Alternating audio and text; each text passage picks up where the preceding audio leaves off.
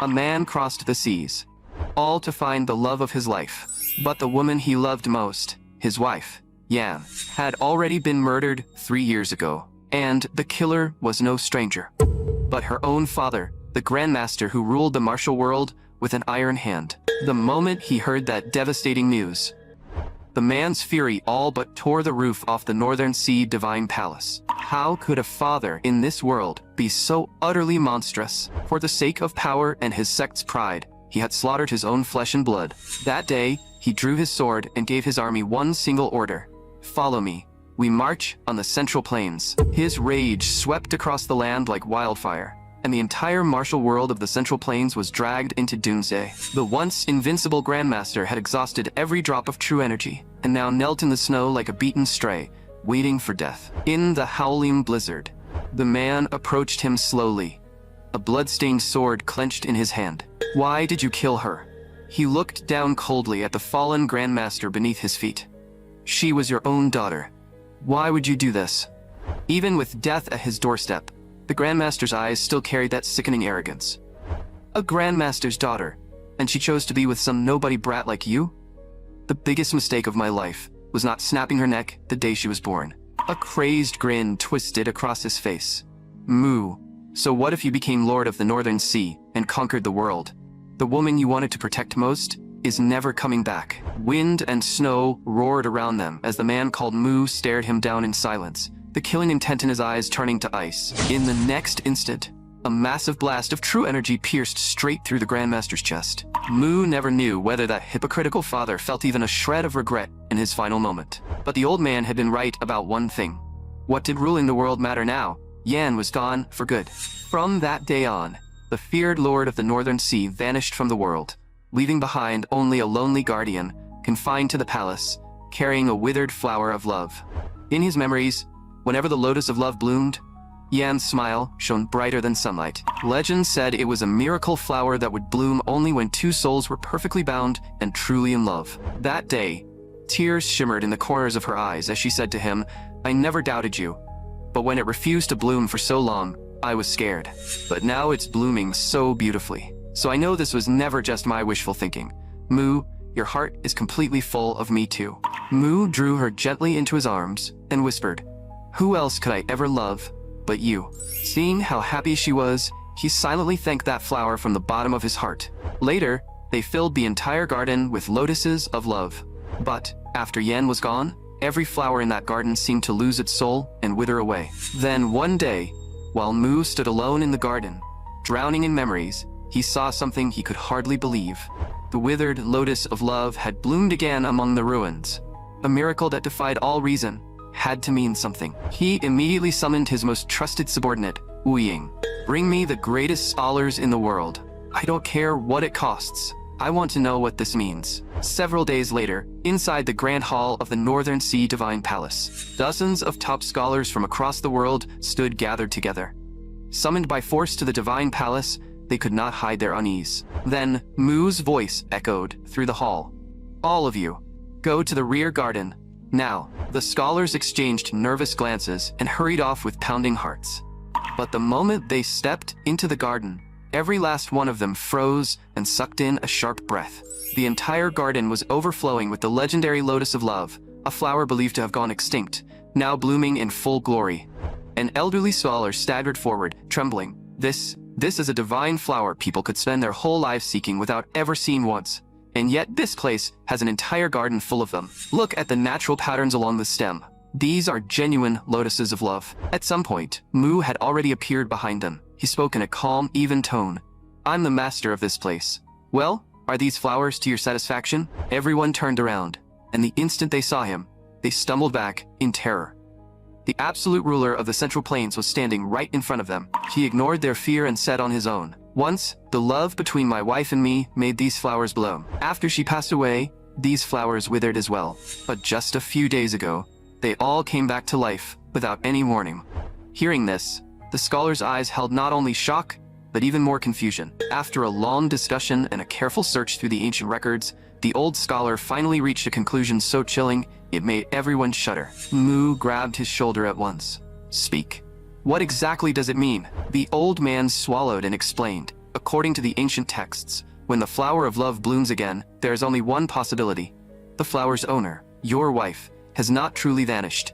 Somewhere in another world, she has been reborn. Hearing those words, Mu felt as if he had been struck by thunder.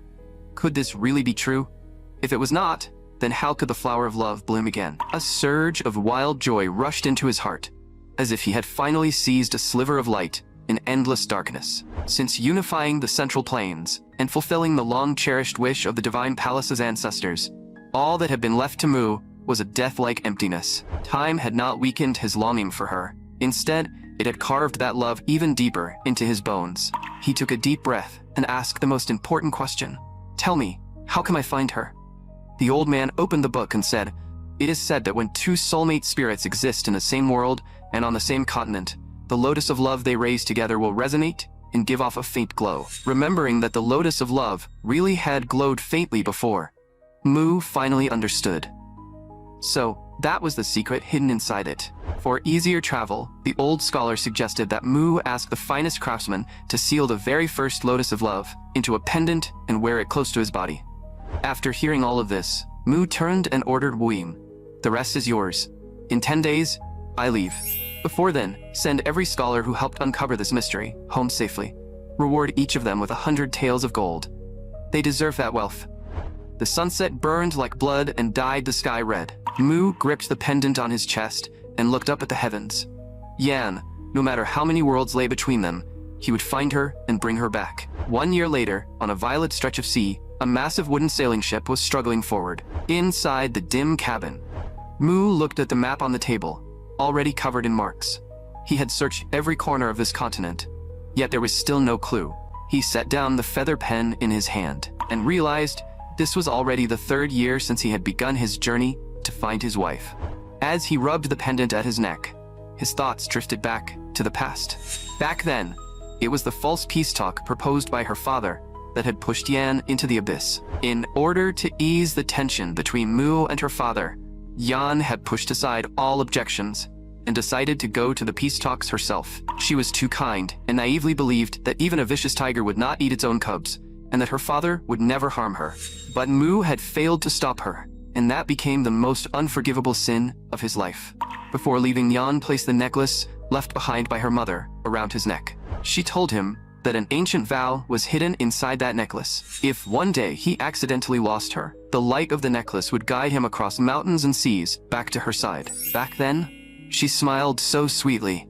That way, we'll never lose each other. Mu closed his eyes in pain. Back then, even if he had to break her legs, he should have kept her by his side. Just then, the ship suddenly lurched violently. The calm sea erupted into towering waves, and a once-in-a-century storm descended. Mu pushed open the heady cabin door and walked straight to the deck. Dense raindrops, like icy blades, came with terrifying waves and crashed madly toward the ship. The power of this storm far exceeded all reason, as if nature itself were venting its fury. Under the impact of the waves, the sturdy ship was on the verge of collapse, and the wooden planks let out cries of despair.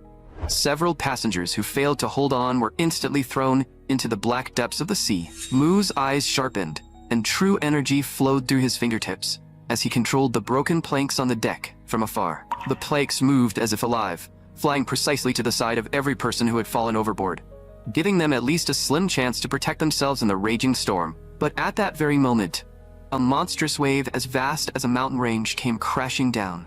Looking at the horrifying tsunami that could crush the entire ship, even the seasoned sailors fell into deep despair. Mu frowned slightly.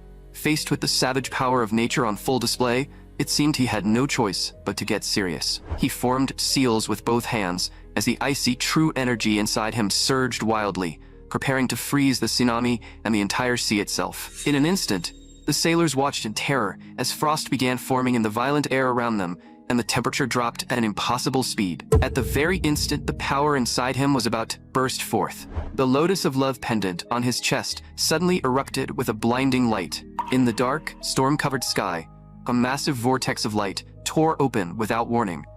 That vortex carried a terrifying pull, so powerful that even the tsunami below was ripped apart and dragged into it. Standing directly beneath that pillar of light, Mu instantly felt an irresistible force of space pulling at him. In nothing more than the blink of an eye, the pillar of light suddenly contracted and vanished into the sky. Disappearing with it was the storm that had seemed ready to destroy the world.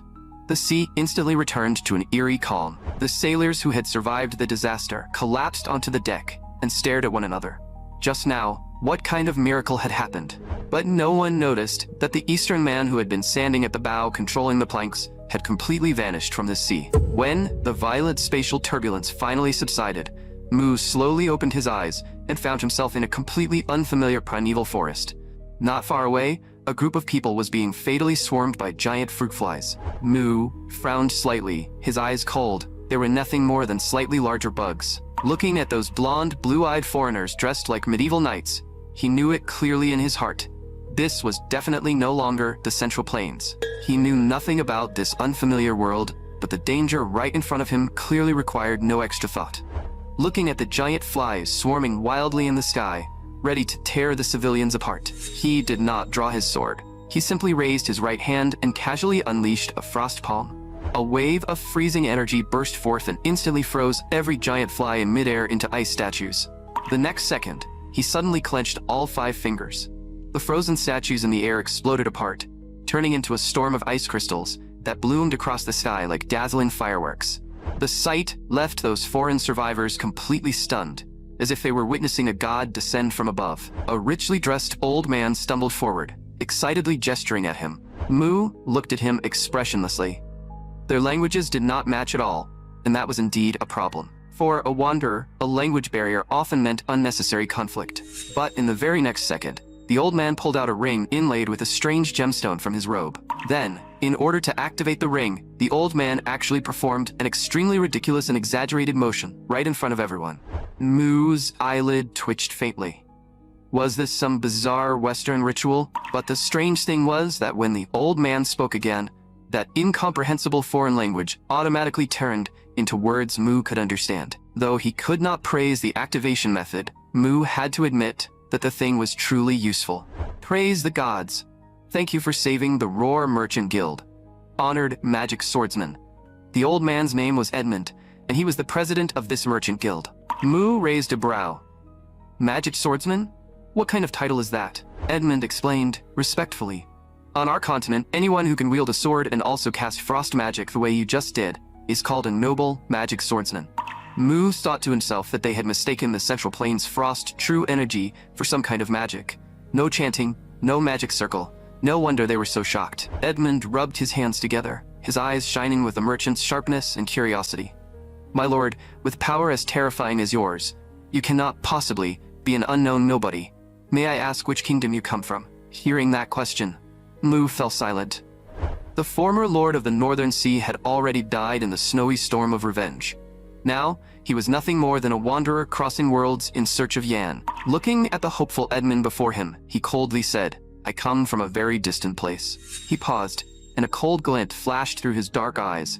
As for my name, just call me Mu. Seeing the man's unquestionable, icy expression, Edmund shrank his neck in fear, quickly swallowed all the remaining questions in his throat, and wisely shut his mouth. As night fell and the campfire was lit, Mu's mood gradually calmed.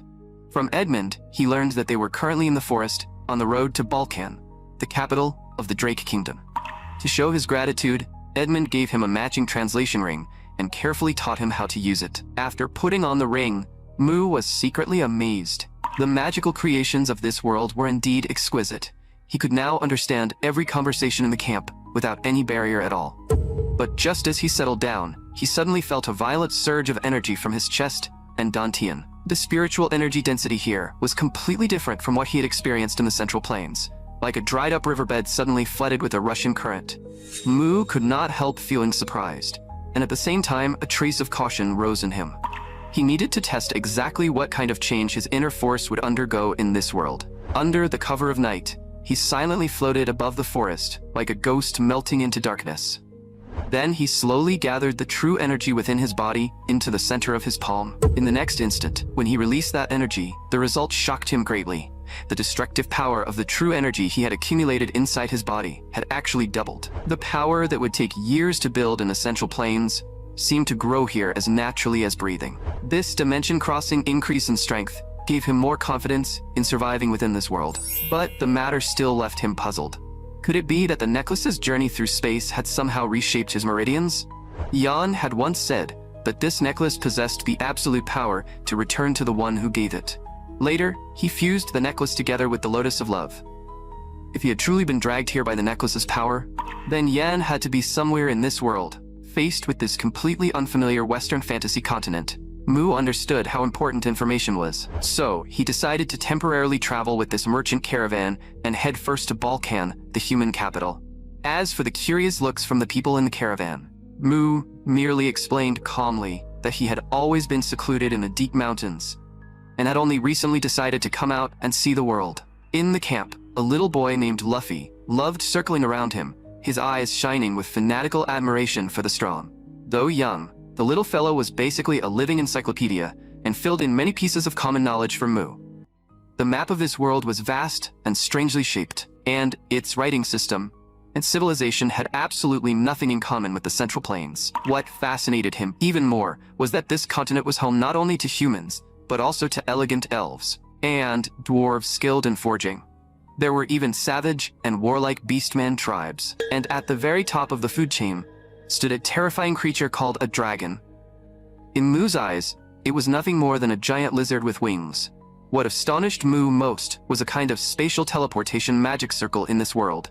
As long as a mage had reached the 5th circle or above, they could cross thousands of miles in an instant through the formation, completely overturning everything he knew about the Central Plains lightness skills. What a bizarre and insane world this really is. Mu looked up at the night sky and could not help sighing. Above the heavens, 3 moons of different colors were hanging there. At the same time, seeing that sight, Mu had no choice but to fully accept reality. He had truly crossed into another plane. Yan, is this the path you guided me toward? Holding the pendant on his chest, he murmured softly. Just then, a desperate argument suddenly broke out on the other side of the caravan. Mu walked over to take a look, and found that it was Savina, the female mercenary in the caravan. She was pressing a dagger against the neck of her younger sister, Annie, her face filled with despair. 2 guards beside them were anxiously trying to persuade her in hushed voices. Savina, put the knife down. Once we reach the capital, those top bishops and mages will definitely be able to cure you. Savina's eyes were full of madness and misery. Stop lying to me. The assassin bug eggs have already hatched inside our hearts. They could break out at any moment. No one can remove a curse like this. Once the larvae eat our hearts hollow, we'll become bloodthirsty monsters, controlled by the insects. Rather than turning into something that disgusting in humiliation, I'd rather die with dignity while I'm still conscious. At the very instant the blade was about to cut the skin, Mu appeared at her side like a ghost and precisely locked onto her wrist. I think I already have a rough understanding of your condition. Mu's voice was calm, yet it carried a startling force. I can remove it for you. Now, put away your toy. Savina stared blankly at the unfathomable man before her, her voice trembling. You can really save us. Edmund, who had rushed over after hearing the commotion, also looked stunned. Good heavens. Lord Mu, could it be that besides frost magic, you also know the lost divine healing arts? Mu paid no attention to his fuss. I don't know any divine arts. I only know a little special therapeutic technique. Now everyone step back. He turned to look at the Savina sisters collapsed on the ground, and his tone softened by the slightest degree. Don't be nervous. Close your eyes and take a deep breath. This will be over in an instant. The sisters were afraid, but the overwhelming pressure of an absolute powerhouse coming from Mu made them obey his command on instinct. In the next second, Mu placed both hands against the centers of their backs. His thick true energy split into countless fine threads and moved precisely through their meridians. Under the probing force of his inner power, he clearly saw the disgusting insect eggs hidden deep within the valves of their hearts. This demanded terrifyingly precise control. Without harming the fragile heart, he had to use the high heat of his inner force to carbonize the eggs in an instant. Yang-charged, true energy rapidly gathered around the heart. Mu's gaze sharpened, and his inner force burst forth in an instant. The Savina sisters suddenly coughed out a mouthful of black blood, then let out a long, foul breath. The bluish-purple color on their faces instantly returned to a healthy flush. Mu stood up and calmly dusted off his hands. All right, the eggs have been completely cleared out, and there are no side effects. The 2 of you no longer need to hurry off to meet the god of death. A few days later, on the wilderness road leading to the capital, Balkan, the merchant caravan was pressing forward beneath a blazing sun. Everyone on the journey kept complaining about the cursed heat as if it were trying to roast them alive. The little boy Luffy ran over to Mu and handed him a water flask. "Mr. Mu, it's way too hot. Please have some water." Mu took the flask and felt warmth against his hand.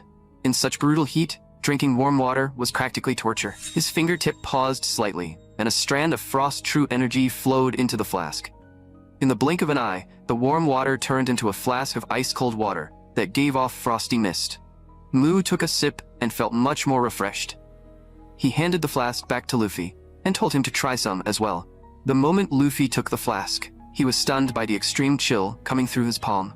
One huge gulp of the ice water went down, crystal clear and freezing cold, as if the heat of the entire world had been swept away in an instant.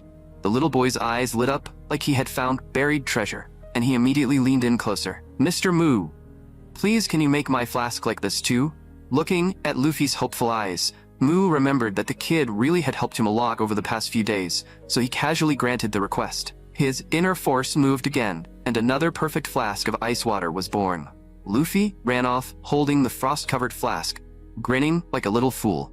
But the good times did not last long. Before long, the entire caravan had heard that there was a mage in the group who could create premium ice water out of thin air. Looking at the long line of people staring at him with eager eyes, Mu let out a helpless sigh. What gave him the biggest headache was that even Edmund, the Merchant Guild president, came over like a shark that had smelled blood. After tasting a sip of the ice water, Edmund let out an exaggerated cry of admiration. "Great gods above!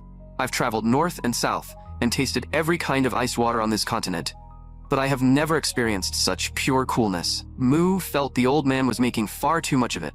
He had only lowered the temperature with true energy. It was still the same water, so how different could the taste possibly be?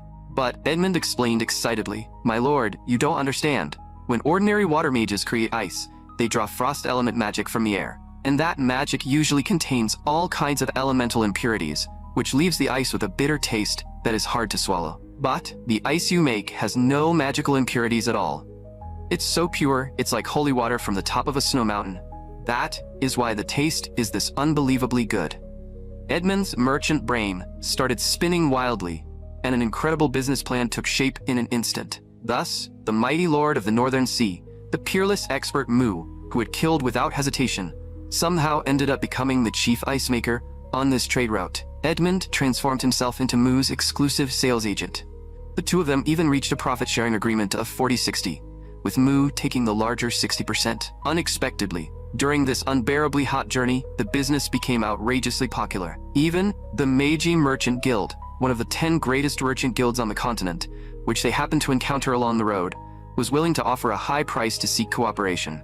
What pleased Mu even more was that the female mercenary Savina, in order to repay him for saving her life, used the pure ice he provided and the caravan's milk to create an amazing dessert called ice cream. That cold, sweet, and rich flavor was a stunning delicacy Mu had never tasted before in the Central Plains. After one serving of ice cream, that dense sweetness left people wanting more. Mu smacked his lips and decided to go ask Savina for another serving. But when he reached the entrance to Savina's tent, he saw an extremely disappointing scene. Several young nobles, dressed in luxurious uniforms, were rudely driving away the nearby customers, arrogantly demanding that Savina stop serving everyone else and provide service to only them. These pampered young aristocrats were clearly used to throwing their weight around. The slightest dissatisfaction made them yank out the swords at their waists and threaten the common merchants around them. The young noble leading them was especially eye-catching. A strange magical glow swirled in his pupils, as if he had mastered some kind of low-level mind-suppressing mental magic that kept the surrounding commoners too afraid to resist. Seeing that the situation was about to spiral out of control, Edmund rushed out in a sweat, trying to smooth things over. But Edmund's humble attempt at peace only made that young noble more excited and arrogant. "A lowly merchant like you dares to stand in my way? This is an insult to noble dignity." The boy's expression twisted, and a cruel glint flashed in his eyes. "Use your life to atone for your insolence." In the very next second, he swung his magic-infused sword without hesitation and slashed viciously toward Edmund's neck. Faced with that fatal strike, the elderly Edmund froze in terror, completely unable to resist. At the critical moment, a long, slender hand reached out from nowhere, and two fingers casually clamped down on the incoming blade like iron tongs. Mu's eyes were icy as his wrist exerted a slight force. A fierce rebounding shock instantly surged along the sword and sent the young noble staggering backward. That scene instantly made the arrogant young noble fly into shame-filled rage. "You ignorant commoner," he roared, madly pouring the magic inside his body into his sword. The blade burst with a blinding glow, and with magic boosting his movements, the boy's swordsmanship became unbelievably fast, turning into a dense web of flashing steel. However, no matter how wildly he swung and slashed, he could not even touch the corner of Mu's robe, as if he were fighting nothing but an illusion that did not truly exist. After the young noble once again slashed through another afterimage while panting for breath, Mu finally felt a trace of boredom toward this mindless flailing with no skill in it whatsoever. "I'm curious," Mu said, his voice calm but clear enough for everyone to hear. "Who exactly gave you this much inflated confidence? Your swordsmanship doesn't deserve that arrogant mouth of yours." Before the final word even finished falling, Mu casually raised his right hand and flicked a finger. A concentrated strand of frost-infused finger force shot out. That silent wave of true energy instantly became a fatal streak of light, and mercilessly pierced straight through the young noble's right wrist bone. "Ah!" The boy let out a miserable scream from the overwhelming pain, and the enchanted sword in his hand instantly sucked free and crashed to the ground. The boy clutched his bloody wrist with all his strength, yet the arrogance bred into him by a lifetime of noble privilege still did not make him bow his head. Instead, his face twisted with venomous hatred. Looking at this fool who still did not know when to fear death, Mu kept both hands in his pockets and slowly walked toward him. The boy endured the searing pain, struggled back to his feet, and glared at him viciously. Mu looked down at him from above, the corner of his mouth curling into a mocking cold smile. "You could have just stayed on the ground and played dead. Why insist on standing back up just to embarrass yourself? Since you enjoy playing noble games so much, then let me see how many hits your so-called noble bloodline can take." Faced with this kind of spoiled brute who reeked of rot down to his bones, Mu decided to show a bit of mercy today and give him a lifelong lesson in physical conditioning. "Your bones do seem pretty hard." Mu casually pulled a thick solid wooden club from the cargo wagon beside him. A terrifying pressure in his eyes made the boy's blood run cold. "I just don't know whether your bones are harder, or the stick in my hand is." A terrifying chill flashed through Mu's eyes, and deep down, he asked himself whether he should simply end this ungrateful piece of trash right here. But perhaps it was Yan's gentle kindness, still lingering somewhere in his subconscious, pulling at him. So in the end, he restrained his killing intent, and decided to give these so-called noble brats one final chance. Still, for spoiled aristocrats raised in greenhouses, a proper round of physical resistance training was clearly unavoidable. "Then, let us run a little experiment," Mu said, lightly weighing the wooden club in his hand, his voice low and dangerous. "Let's see whether your expensive, noble bones are harder, or whether this rotten commoner's stick in my hand is stronger." As Mu stepped closer, one pace at a time, the stubbornness in the boy's eyes finally shattered under the pressure and turned into the most primal kind of fear. Mu understood very well that for this kind of self-righteous scum, verbal lessons were nowhere near as effective as a beating carved straight into the soul. The storm of force came crashing down.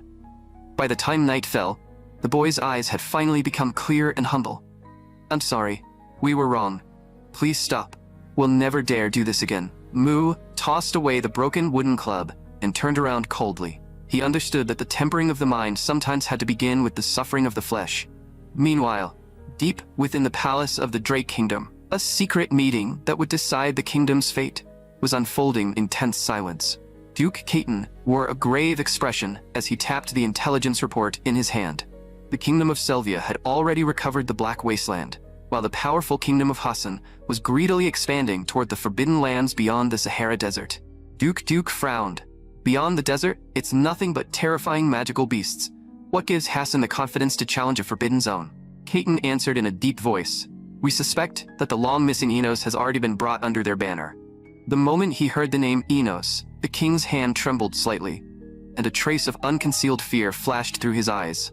The chamber fell into dead silence, and several council members could even feel cold sweat soaking through their backs. Enos was one of the legendary 10-sword saints of the continent, a monster who stood at the peak of martial power. He had once been a lone wanderer who treated money like dirt and lived completely outside the rules. But the rumor now circulating was devastating. He had become unusually close to the sister of Hassan's king, Lake. That kind of emotional bond was stronger than money, and far more dangerous. That meant the kingdom of Hassan now possessed 2 sword saints, enough to sweep aside any nearby opponent. Faced with such a complete imbalance of power, expanding territory and strengthening national defense had become the Drake Kingdom's only path forward. The upper ranks could already smell the smoke of war. The situation was hanging by a thread. We also need to stabilize our defenses through expansion, Duke Caden proposed. And at present, the only untouched land left was the Lazar Range, that frozen mountain chain in the far north. But if we can send a powerful enough lord to suppress the cold and the foreign races there, then even the best plan is nothing more than paper talk, Caden added. In the end, the anxiety-filled meeting broke up in failure as everyone passed responsibility around. After the meeting, the king sat alone on his throne, his heart filled with loneliness. Duke was not only ambitious, but ruthless as well. For the past 10 years, he had used northern development as an excuse to send every political enemy he had to die in the Lazar Range. The king felt deeply isolated. He knew that aside from his old friend Caden, the entire palace was crawling with Duke's spies. Late that night, the king suddenly remembered the miraculous dessert called ice cream that had been spreading through the city like wildfire over the past few days. Seeing that the king wanted to use it to ease his gloom, Caden immediately caught the meaning and said he would personally make arrangements. Meanwhile, back at the merchant camp, Savina brought over a group of children whose eyes were full of admiration and hope. To Mu's surprise, they were asking him to teach them magic. Mu looked at the little troublemakers with some helplessness and said flatly, "I'll say this one more time. I don't know magic. What I use is a martial art from the East. It's called Frost Palm." The children clearly did not care about the difference in terms. "Then we won't learn magic. We want to learn Frost Palm." Mu let out a sigh and cursed inwardly that these overly familiar little brats were even harder to deal with than the assassins of the Central Plains. But when he saw the pure desire in their eyes to become stronger and protect their families, something in his long silent heart stirred slightly. Finding Yan was still his highest priority. He really should not be wasting energy in a place like this. On top of that, the true essence of Northern Sea divine art was never meant to be passed on to outsiders, which left him torn between tradition and reality. "Come back and find me at this same time tomorrow. I'll give you my answer then." Mu waved his hand, signaling for them to leave. But the little ones had clearly smelled hope. "You're really willing to teach us? We'll never forget this kindness, even if we die." Mu was speechless. He had not even formally agreed yet, and the children were already running off in joy. Looking at the door they had rudely slammed shut behind them, Mu unexpectedly felt a long-lost sense of ordinary human warmth. He pushed open the window and let the cold wind scatter his thoughts. Mu fell into deep thought. At their age, who had never dreamed of possessing power great enough to command life and death and shake the heavens? Just then, from the dark forest in the distance, there suddenly came the urgent yet faint sound of blades clashing. At that moment, the king and Caton were indeed feeling miserable. They had only wanted to slip out in disguise and eat some ice cream, but instead they had run into a brutally professional ambush. Among the ambushers, there was even a top-tier fire mage, hiding in wait. The mage wore a cold sneer, and his fingertips moved slightly. 3 insta-cast fireballs shot toward Caton like falling meteors. Caton let out a furious roar and swung his sword, releasing battle aura, yet he was still forced backwards step by step, under the crushing heat of the magic. The fireballs exploded in front of him, and the blinding red light instantly swallowed the surrounding trees. The king, hiding behind him, was frantic with anxiety as he watched his final line of defense on the verge of collapse. As the smoke cleared, Caton's figure reappeared, but his left arm had already been scorched by the flames, and blood dripped from his shattered armor onto the ground. The situation was becoming critical. Seeing the masked assassins pouring out in every direction, dense as a tide, Caton could only grit his teeth and command the guards to stand back to back and fight to the death. The assassin leader coldly sliced his hand downward. That was the signal for the full assault to begin. After tonight, the throne of the Drake Kingdom will belong to someone else. The assassins screamed as they charged. The royal guard was elite after all. Enduring the pain, Caton spun in place and decapitated one of the killers who got too close. But the assassins kept coming in waves, and 2 more used shadow step magic to circle around to his flank. Caton swung his sword like a madman to block them, but the battle aura inside his body had already been pushed past its limit. At the same time, the fire mage raised his staff once again and began chanting a high-level spell powerful enough to end the battle on the spot. Keitan's face changed drastically. He had no way to split his attention now, and could only watch in despair as that destructive mass of flame gathered at the tip of the staff. At that critical instant, a solid beam of frost suddenly crashed down from the sky.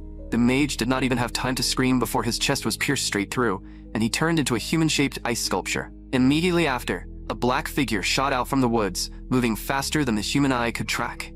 "Looks like I'm not too late. Your ice cream hasn't melted yet." Mu's cold voice rang out, calm and faintly mocking. The assassin leader's pupils shrank violently. When did this man get close? Before he could even react, Mu had already appeared behind him like a teleporting phantom, and with a backhand strike, he killed a thug trying to launch a sneak attack. "Sorry, you interrupted my dinner time," Mu said as he casually rolled his wrist. "So, before my ice cream melts completely, I plan to clean all you pieces of trash out of the way." Though the assassin leader was panicking inside, the sight of Mu standing alone made a trace of greed rise in his heart instead. That brat definitely relied on a sneak attack just now. We outnumber him. Kill him. The leader issued a death order. At all costs, take the king's head. Then he personally swung his blade at Mu, trying to pin down this terrifying wildcard. A flicker of excitement flashed through Mu's eyes. True energy condensed in his hand into a long sword of ice. "I didn't expect to find a decent swordsman in a backwater forest like this." "Then let the Northern Sea's swift soul blade greet you." The assassin leader roared furiously. "You won't live to see tomorrow's sun." Mu felt the waves of resonance coming from the swift soul blade in his hand. This was the battle he had missed for so long, the kind that made his blood roar. In the next second, the icy blade carved a perfect arc through the air and precisely blocked the leader's full-force downward strike. The assassin leader's eyes split with fury as he drove power into both arms, trying to crush Mu by force alone. But Mu merely turned his body with contempt, dodging that vicious gust with a posture so elegant it looked almost like a waltz. The assassin leader was clearly no ordinary fighter either. His long blade spun in his hands, and in an instant, his single weapon stance shifted into twin blades. He leaped up like a furious black panther, both blades wrapped in freezing steel light as they hacked down on Mu from two converging angles. But Mu simply flicked his sword upward. It looked light and effortless, yet that one strike carried the force of 1,000 pounds and shattered the enemy's offense on the spot. Then, Mu's wrist gave the faintest twist. "Second sword," he murmured under his breath. The sword shadows crossed like thunderbolts, and by the time Mu delivered the third strike and stood still with his sword lowered, the assassin leader's movement froze in place. Then fine lines of blood burst from all over his body, and he fell forever into the wind and rain. At some unknown point, a faint drizzle had begun to fall from the sky, washing away the smell of blood in the forest. That visually shocking scene left the king and Catan staring in utter disbelief. The remaining masked assassins were completely shaken, and even the hands gripping their swords were trembling. A killing technique like that. Could he be the legendary hidden sword saint? One assassin muttered through chattering teeth. But Mu himself showed no joy of victory. Instead, his brow was tightly furrowed. "This is all your fault, you useless trash," Mu said, staring at the paper box in his hand as it slowly softened. "The rain ruined my ice cream." The assassins were completely baffled. At the final moment of their lives, they could not understand what ice cream even was. But instinct for survival drove them to make one last desperate attempt. All of them exploded forward at once, launching a suicidal attack from every blind angle around Mu. Sword shadows layered over sword shadows and 6 razor-sharp blades sealed off every possible route of escape. Yet at the instant the weapons were about to strike him, a pale blue protective aura shield suddenly burst outward around Mu's body. The 6 swords slammed into the shield with a shrill metallic grind, but none of them could advance even half an inch farther. Mu slowly raised the fading image of Su Yue in his hand, and under the savage surge of inner power, a powerful spiral of frost swept out from him in all directions. That ultimate freezing inner force transformed into indestructible sword energy. With just one wide area sweep, the 6 assassins died on the spot in perfect unison. Mu sheathed his sword in one clean motion, as if he had merely swatted a few flies to death. The king and Catan were still collapsed where they sat, and the shock in their eyes had turned into reverence. Before they could even speak their thanks, Mu became a streak of blue light and vanished into the depths of the forest in an instant. After returning to camp, Mu unexpectedly found himself facing Princess Ashi with the awkward tension of a rookie soldier who had just caused trouble. A trace of anger sat on Ashi's delicate face. "Mr. Magic Swordsman, how many times has this been now?" Why do you insist on rejecting my father's sincere invitation again and again? Mu looked at Ashi in silence. In this world, she truly looked exactly like Yan, even down to the way she looked when she was angry. And the moment she stepped closer, the love lotus pendant on Mu's chest suddenly began to glow with no warning at all. I finally found you. He roared those words in his heart. Every second of waiting had become meaningful in that instant. Mu set down the teacup in his hand and steadied himself. Fine. I accept the invitation. When do we leave? Ashi froze. She had already prepared an entire speech to persuade him, yet Mu had agreed so cleanly that she did not know how to react. The deep and focused look in Mu's eyes made Ashi's heart stumble in panic, and she instinctively looked away. Since it's your invitation, I'll be there on time. Tell me the place. Ashi hid the shyness in her heart and answered, Then tomorrow at 11 in the morning, I'll be waiting for you at the front gate of Balkan Palace. With that, Ashi rose, gave Mu a farewell bow, and left in hurried steps. As Mu watched her departing figure, the calm heart that had once been as still as an ancient well began to grow uneasy. She was a princess, noble and exalted, while he was currently nothing more than a drifter of unknown origin. More importantly, she seemed to remember absolutely nothing from her previous life. How am I supposed to get close to her within these unfamiliar rules, and even make her my bride once again? Mu's eyes slowly turned resolute. Though he was used to solving problems with violence, in a situation like this, he might need Edmund's sly advice instead. Sure enough, the moment Edmund heard that Mu wanted to pursue the princess, his eyes nearly popped out of his head. My lord, you must be insane, or maybe some curse has stripped you of your reason. Edmund desperately lowered his voice.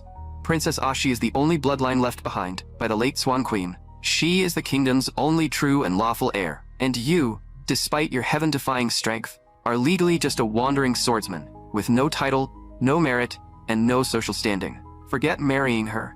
Even shaking her hand in public would be treated as blasphemy against royal authority. Any man who wants to pursue the princess must be either a prince from a top neighboring kingdom, or at the very least, a grand noble who controls half a province. After hearing that brutal dose of reality, Mu did not get angry. Instead, he fell into thought. If I gain enough status and achievements to shut every noble mouth in the kingdom, would that earn me the right to pursue her? Once he set that goal, Mu had no intention of turning back. But Edmund immediately grabbed him again, his face full of panic. My lord, do you think the royal palace is some kind of open market? The rules there are enough to drive a man insane. So Edmund directly dragged Mu into the caravan's specially made temporary mobile library. Before you stand before the king, you must master all those tedious and hypocritical court manners. Tonight, I'll personally train you. Mu looked helplessly at the old merchant who had suddenly become unusually excited and sighed inwardly. The price of chasing true love really was enormous.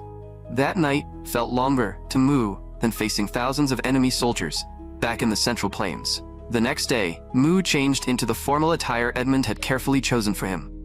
The man in the mirror looked sharp, elegant, and striking. He could only hope this more civilized appearance would satisfy Ashi. Inside the royal hall, the king showed the highest level of courtesy toward Mu, the man who had saved his life. But what caught Mu off guard was that what he had expected to be a private one-on-one meeting was actually packed with both civil and military officials. From beside the throne, Ashi shot him an apologetic look. Even she had not expected her father to make the occasion this grand. Mu felt all those calculating gazes falling on him, but his expression remained calm as he coolly swept his eyes across the room. Then suddenly, he spotted a familiar face among the nobles, the young aristocrat he had beaten badly a few days ago. Mu sneered inwardly. So this idiot was Duke's son after all. The world really was ridiculously small. The noble youth had clearly recognized Mu as well. The mix of fresh hatred and old resentment made him lose control on the spot, and he pointed at Mu as he shouted, Father, that damned common drifter is the one who injured me. But Duke immediately shoved a hand against his son and said coldly, Silence. Do you intend to disgrace our family before His Majesty? Like a duck with its throat seized, the boy could only slump back into his seat, glaring at Mu with venom in his eyes. The king and Kaitan exchanged a glance, and both men raised their evaluation of Mu yet another level. The king gave a light cough, dignified, yet still warm. Swordsman of magic from afar, can you tell me why you kept declining my invitation until now? Mu remained completely composed and answered in a distant, respectful tone.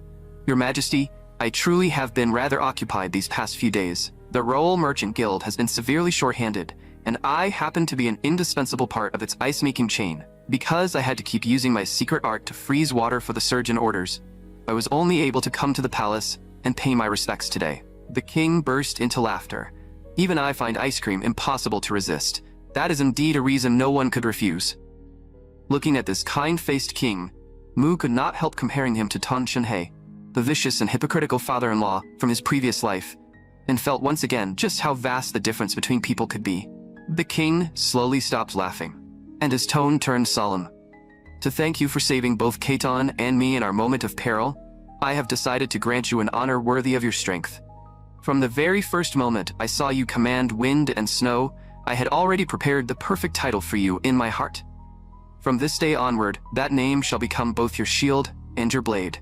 Magic swordsman Mu, step forward and receive your investiture." Under everyone's gaze, Mu stepped forward slowly, lowered himself onto one knee, and performed a knight's salute so flawless that no one could pick a single fault with it. The king drew his richly decorated sword, lightly tapped Mu's shoulder, and loudly proclaimed, "In the name of King Nalova of the Drake Kingdom, on this day I grant this brave and mysterious hero the rank of Duke, along with the title, Blizzard.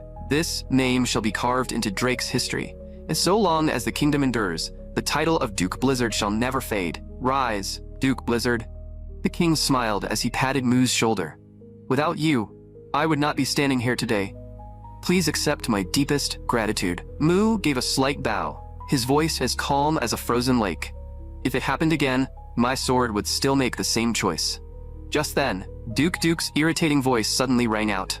"Your Majesty, since Duke Blizzard is the hero who saved the crown, he should naturally receive a territory worthy of his title." A vicious calculation flickered in the old fox's eyes. The king fell into thought, clearly aware that this matter was difficult to handle. The fief itself is not the problem, but there is currently no rich and unclaimed land left in the kingdom's heartland. Has your Majesty forgotten the northern glacier we discussed at the council a few days ago? Duke's expression darkened as he finally revealed his true blade. That lawless land urgently needs a strong lord to suppress it, and the undefeated Duke Blizzard is practically the perfect candidate bestowed by the gods. Besides, the title, Blizzard, is a perfect match for that frozen land of death. I've heard the North has been struck by relentless snowstorms lately. Surely that is an excellent omen. Duke's vicious flattery made the king's expression turn ugly in an instant. Mu watched coldly from the side and immediately saw through the old fox's scheme. This was nothing more than using public power for private revenge over that worthless son of his. Ashi, standing nearby, suddenly tensed. The Northern Territory? That was a life-ending forbidden zone even bloodthirsty mercenaries refused to step into. Mu noticed Ashi's worry. He turned toward her and gave her a calm, detached glance that somehow carried complete reassurance. Then, a rebellious, arrogant sneer slowly spread across Mu's lips. If someone was so eager to send him out to conquer land, then he would simply use that ownerless wasteland to build an empire of his own and erase the class divide between himself and Ashi once and for all. "I will take this land of eternal cold." Mu's voice was not loud, but it carried an unquestionable dominance. After the meeting ended, Ashi watched the man's tall figure recede into the distance, and her heart was suddenly seized by an indescribable sense of destiny and trembling emotion. "Duke Blizzard, wait." Ashi lifted her dress and ran after him, her eyes shining with a kind of desperate resolve that cared for nothing else. At the end of the corridor, she suddenly rose onto her toes and gave him a sweet, passionate farewell kiss.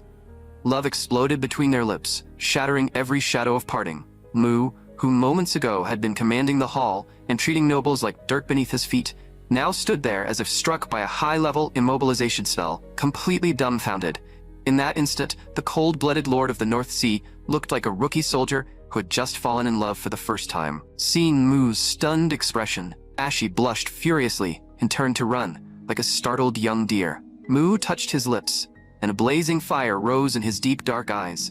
No matter what kind of hell awaited in the north, he would return in triumph. Several months later, deep in the soul-freezing blizzards of the Northern Territory, a young man and woman, clutching crude weapons, stumbled through knee-deep snow in utter panic, their faces full of despair. Behind them, a massive frost wyvern beat its wings in pursuit, spewing deadly blasts of freezing breath. By now, the two regretted everything. They had only wanted to steal a few dragon eggs for some quick gold, never imagining they would enrage the ruler of the skies. In the chaos, The girl tripped over a rock buried beneath the snow and crashed hard to the ground, twisting her ankles so badly that she could no longer stand. She looked up in despair, her pupils shrinking violently from overwhelming terror. The wyvern's enormous mouth, lined with razor-sharp fangs, was already lunging toward the man ahead of her, carrying a nauseating, blood-stained stench. The man turned back, his face filled with the despair of someone already marked for death, with not even the strength to run left in him. This is the end. The same thought rose in both their minds at once.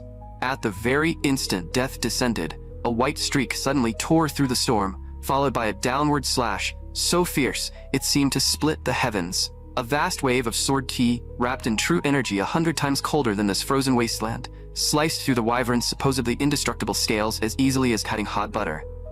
In less than a blink, the frost wyvern, strong enough to wipe out an entire night order, was neatly split in half, and its huge corpse crashed down right in front of the girl. Within the storm, Mu slowly withdrew his blade, his breathing not the least bit disturbed. "You two still breathing?" The girl collapsed onto the ground in shock, her voice trembling. "Yes, we are fine. Thank you for saving our lives." Mu remained cold and expressionless, as if he had merely swatted a fly. "No need. Consider it a welcome gift from your new lord." With that, he turned to leave. "Since you're not dead, we'll meet again another time." Before the two could even recover from their shock, Mu's figure had already turned into a streak of blue light and vanished into the endless white wilderness. The girl stared blankly at the fading afterimage, utterly shaken. That speed had gone far beyond human limits. Even a high-level wind mage could never accomplish something like that. But they soon discovered one deeply frustrating detail. While making his stylish exit, that mysterious lord had casually taken the frost wyvern eggs they had risked everything to steal. A few days later, inside the crumbling fortress of the Northern Territory, Mu sat on the freezing lord's seat in the Great Hall, his eyes dark and unreadable. Today was supposed to be his formal inauguration, yet the vast hall, large enough to hold hundreds of people, was completely empty. The attendant beside him wiped away cold sweat and reported nervously, "My apologies, my lord. The Karelian tribe has always been hostile to outsiders.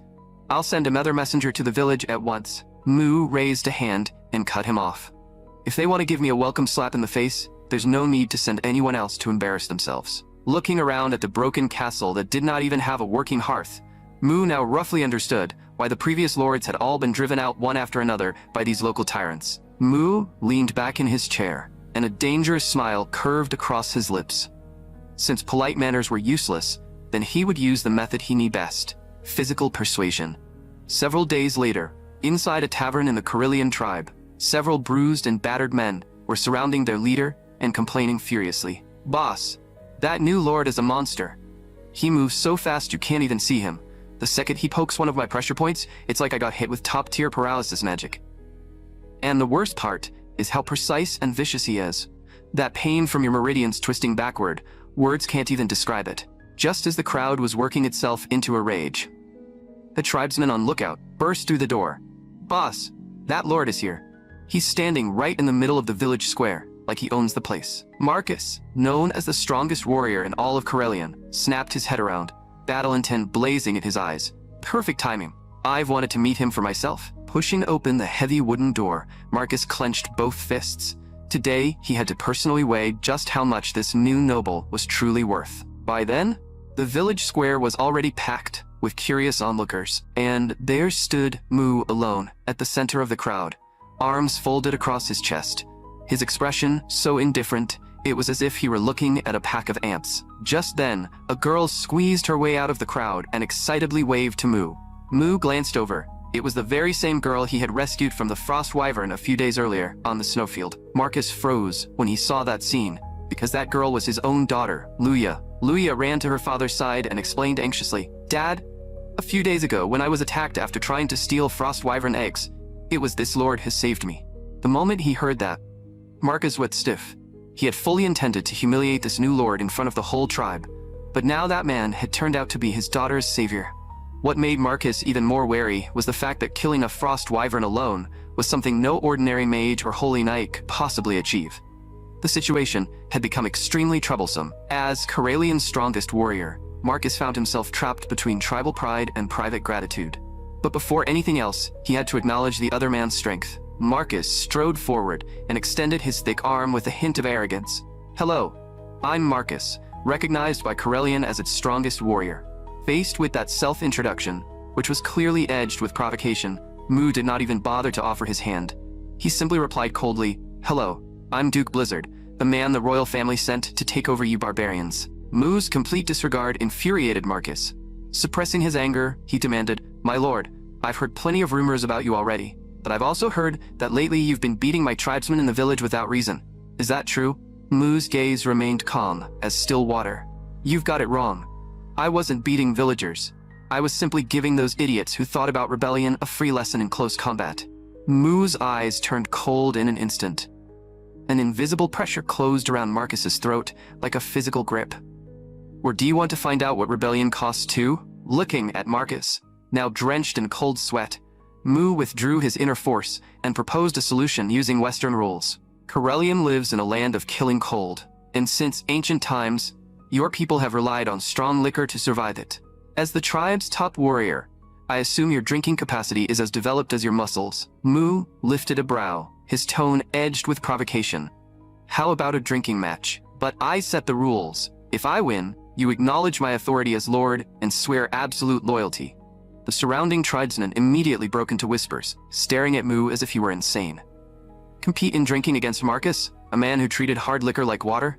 This pretty outsider was courting death. Sure enough, Marcus had absolute confidence in his tolerance. He burst out laughing, accepted the challenge on the spot, and thumped his chest in promise that he would not go back on his word. At the table, Marcus ripped off his fur coat in one motion, revealing a body built like carved stone. "My lord, if you're scared and want to back out, this is your last chance." Mu leaned lazily against his chair, his gaze indifferent. "I don't have the words 'take it back' in my dictionary." Pour. After several rounds, and after several barrels of liquor strong enough to drop a warhorse, Marcus's eyes had already begun to lose focus. The villagers at the side looked alarmed. "Chief Marcus, are you all right?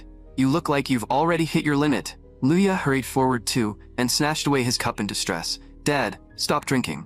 But Marcus, driven by wounded pride, shoved his daughter aside and roared that he could still down 3 more cups. And so, under the horrified gaze of his daughter and the entire tribe, the so-called undefeated drinker and strongest warrior of Corellium crashed to the floor and passed out cold.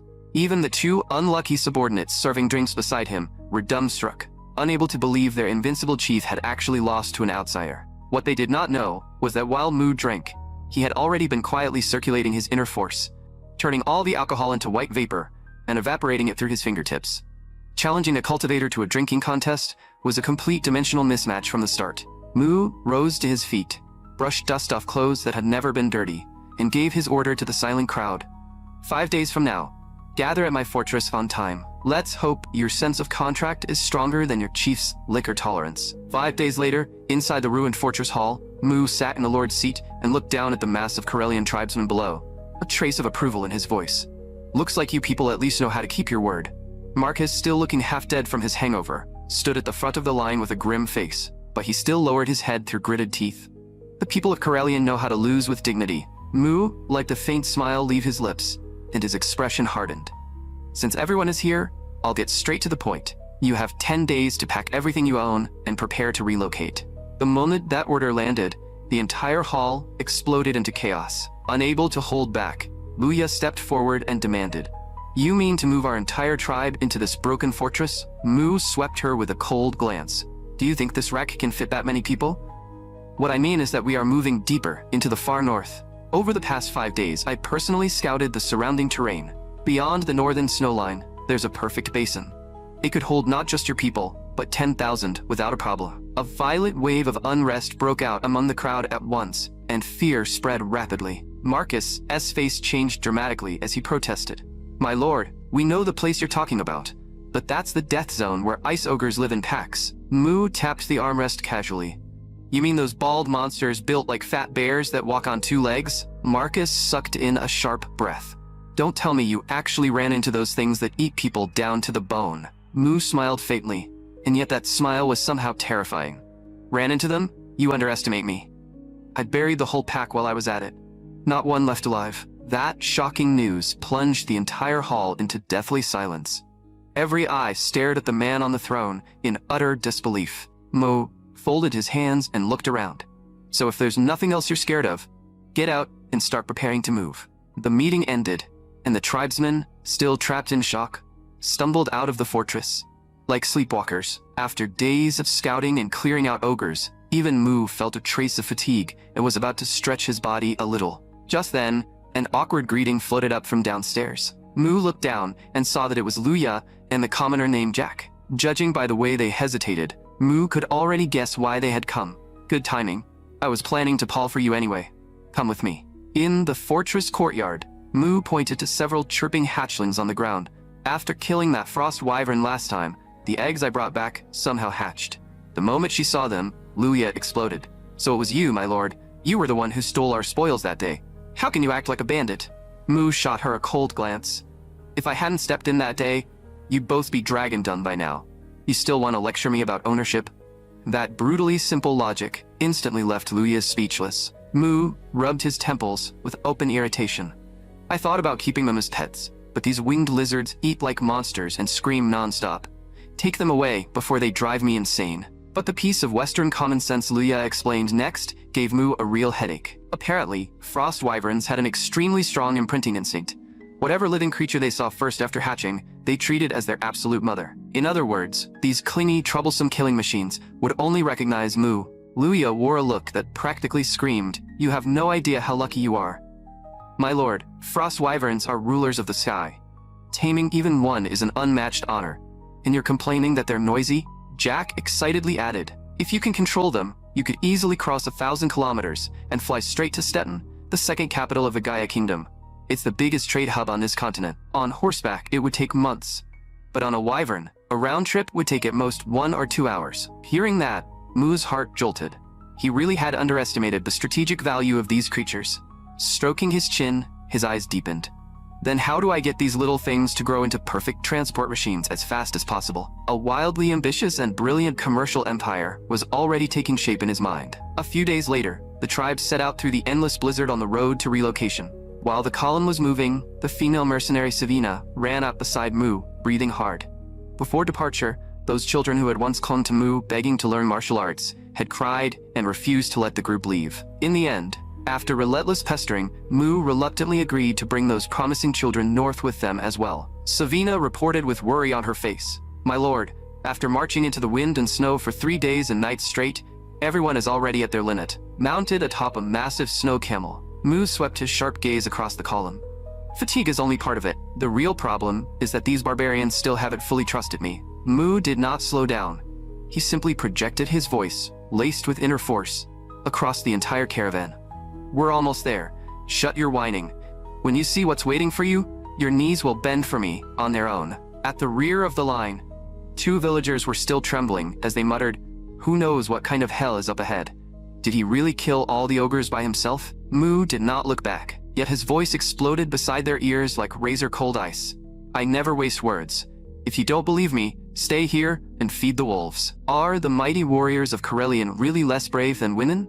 After saying that, Mu tightened his cloak and walked deeper into the storm without mercy. Savina stared blankly at Mu, completely shaken by the king-like pressure he had just released, without even raising his voice. Noticing her gaze, Mu tilted his head slightly and let a calm smile curl at the corner of his lips. "Don't worry. Once they see that place, every doubt they have will disappear."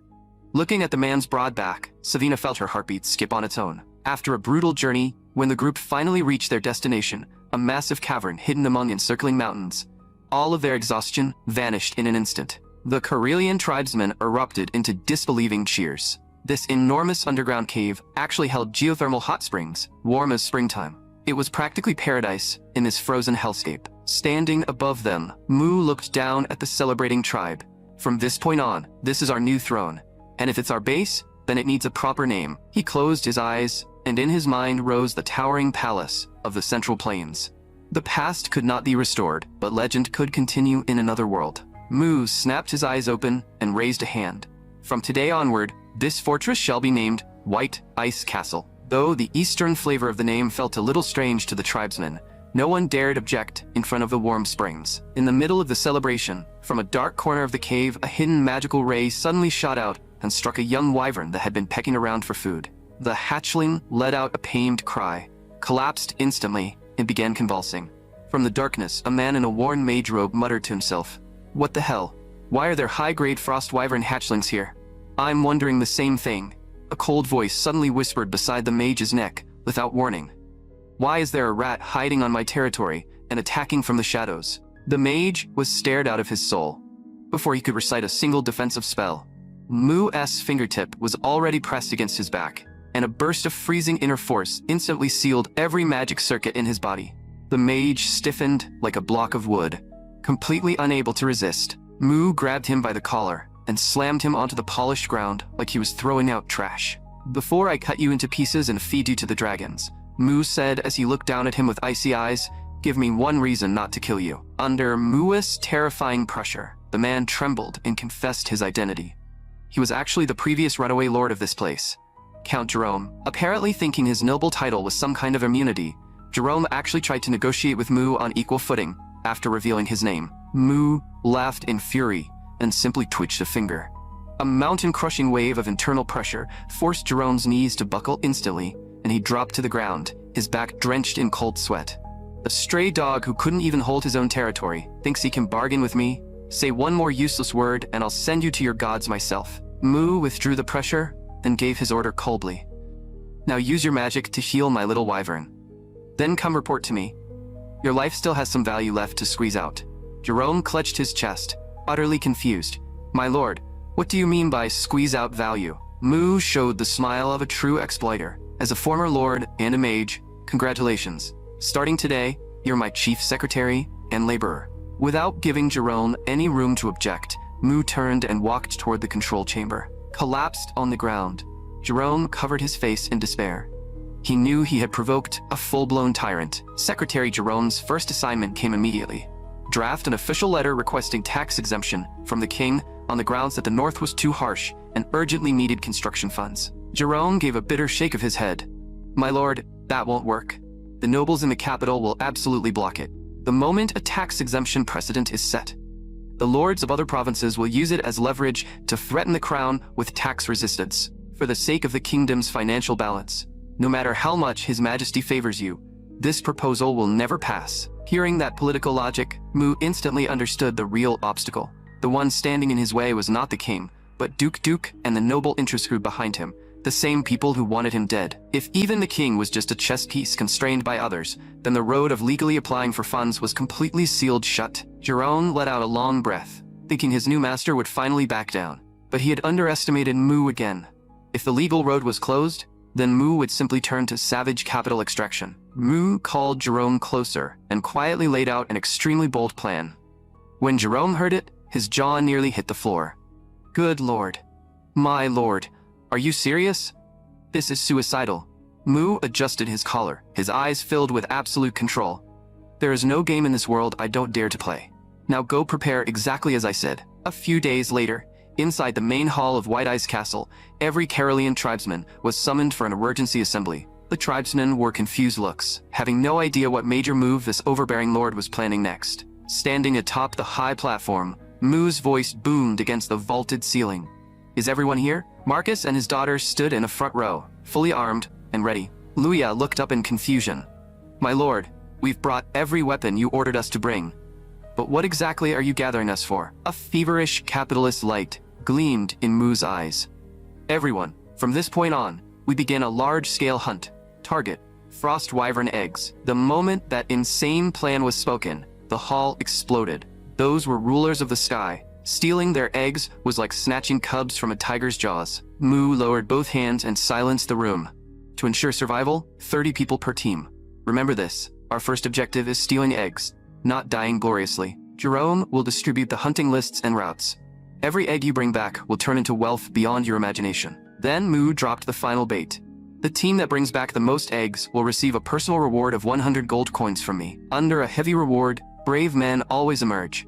The barbarian warriors who had still been wavering instantly went red-eyed when they heard the outrageous number of 100 gold coins. Even the normally steady Marcus drew his battle axe and let out a thunderous roar of approval. And, just like that, under the temptation of money, the matter was settled rather happily. Looking at the fully armed, battle-hungry Carolean tribesmen, Mu nodded in satisfaction. Then he turned to Jerome and instructed him. "For the next 10 days, Keep a close eye on every team. Mark down anyone you think has tactical sense and real guts. Jerome immediately caught the meaning beneath the words. My lord, are you planning to pick elites from these barbarians and build a private knight order of your own? Mu cast him a glance, mildly surprised and pleased by the fallen mage's political instinct. It seemed forcing this man to stay on as an advisor had been a very correct decision. Jerome's expression turned worried as he warned. My lord, raising a private force is not the problem, but Duke controls the famous Lion Knights, whose combat power can even rival the Royal Guard. Our foundation is too weak. Mu let out a cold laugh, pride enough to look down on the world, shining in his eyes. It won't be long before the force I train with my own hands tears his so-called lions to pieces. In his heart, Mu made a silent vow. He had finally found Yan's reincarnation in this world, and to protect her, he had to seize power greater than everything else. Mu turned around and roared his marching order to every warrior in the hall. Warriors of White Ice Castle, move out. Across the endless snowfields, a mad hunt aimed at the rulers of the sky officially began. Marcus truly lived up to his title as Corellian's strongest warrior. With sheer monstrous physical strength alone, he actually endured a full diving impact from a frost wyvern head-on. Spitting out a mouthful of blood, he roared, Now, second line, throw the net. High above, a giant net, woven from specially treated beast sinew, dropped from the sky. In an instant, the arrogant frost wyvern was trapped fast, smashed into the snow, and began struggling wildly. Mu and Jerome stood on a distant ridge, looking down over the scene like cold chess players surveying a board. Mu gave a slight nod. Looks like these days of real combat finally taught those barbarians what teamwork means. Jerome was deeply shaken. This new lord was actually planning to steal frost wyvern eggs and force imprinting from the hatchling stage. Once the plan succeeded, those rulers of the sky would be reduced to heavy aerial transport beasts, continuously hauling rare spoils out of the frozen north. Then, those goods would be dumped straight into the wealthy southern city-states, forming the foundation of a commercial empire, powerful enough to monopolize continental trade. But what truly terrified Jerome was that Mu had managed to use cold-blooded force and raw profit to weld the unruly Corellian barbarians into a single unified whole. Among those savage berserkers, one young fighter stood out above the rest. In every bloody hunt against the frost wyverns, the final lethal strike that slit the dragon's throat was almost always delivered by him. The boy's ruthless precision even drew a trace of approval from Mu, who was watching the battlefield from above. Who was that one just now? The guy who ripped open the wyvern with twin blades? Jerome quickly searched through the wanted files in his mind. My lord, his name is Swiftwind Highweight. He used to be a commoner vigilante who robbed the rich to help the poor. He was framed by the central nobles, captured and thrown into prison, then escaped and fled all the way to this lawless land. A flicker of surprise crossed Mu's eyes. So he wasn't a native, but judging by how naturally he fought alongside the barbarians, this exiled lone wolf was definitely worth forging. Jerome, besides that kid, Mu ordered coldly, investigate every outlaw who fled north. I want a full and detailed list. Jerome wiped the cold sweat from his brow in the freezing wind.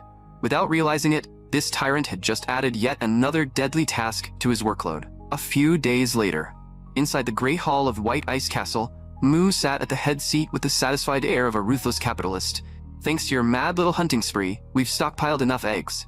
Now it's time to hand out the rewards. The moment they heard that, the bloodthirsty Corellian warriors erupted into greedy cheers. But just then, their leader Marcus raised a hand and signaled for silence. My lord, we risked our lives and brought the eggs back just as you ordered. But what exactly is all this for? Mu's eyes burned with the thrill of total control. I know you're curious.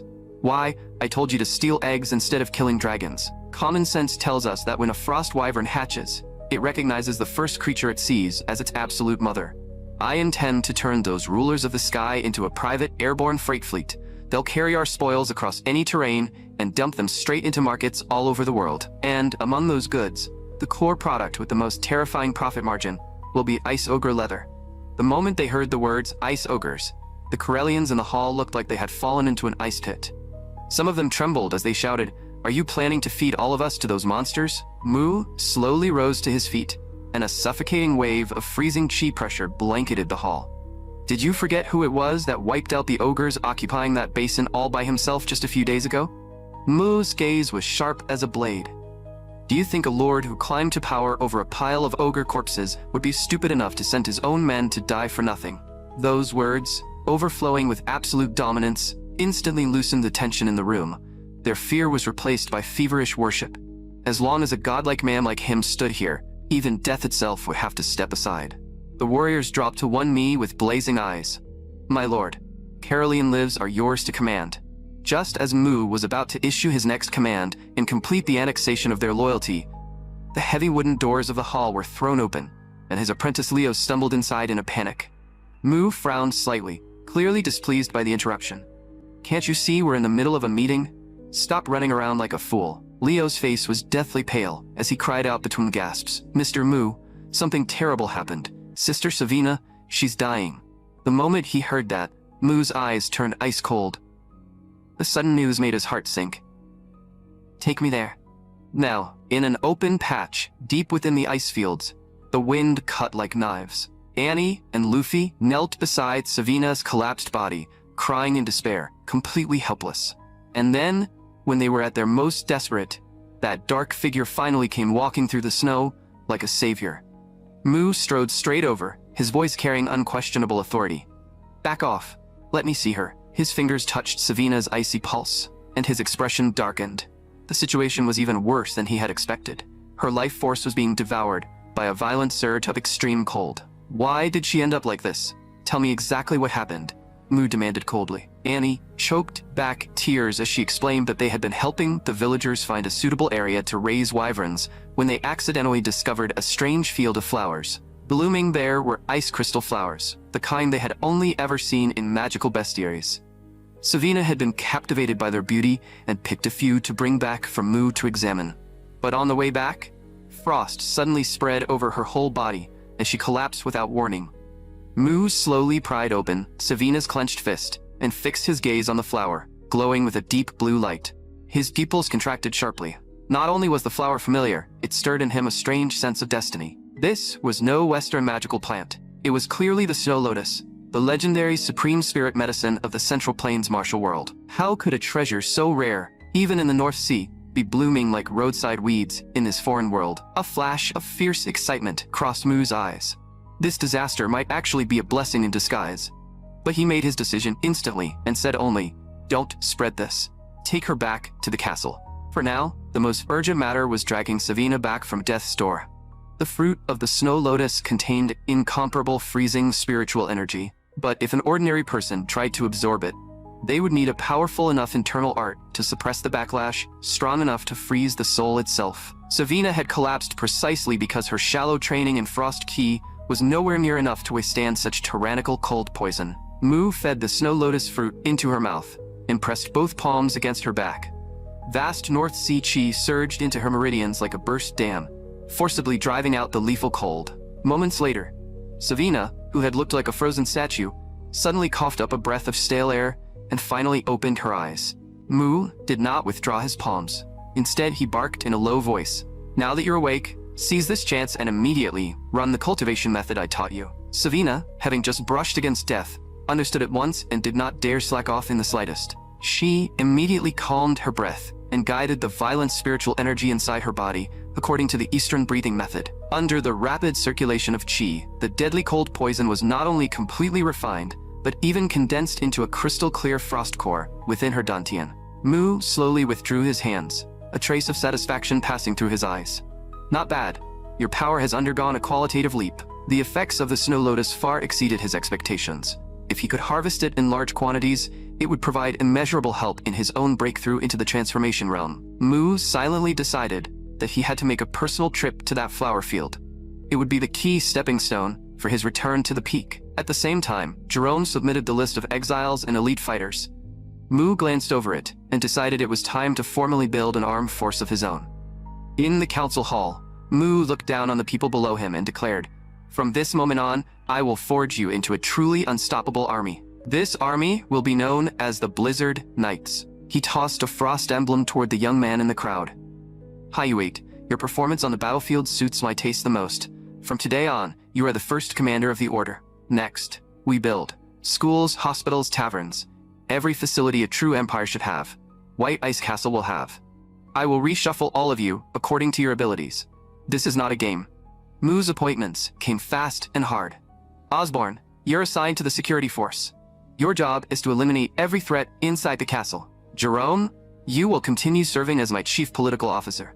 Faced with Jerome's usual instinct to shrink back and complain, Mu merely cast him a cold glance and said with crushing pressure, "You old fox, if you dare refuse your assignment, I'll crush your staff with my own hands." Jerome broke out in cold sweat and immediately straightened up, swearing he would give everything he had.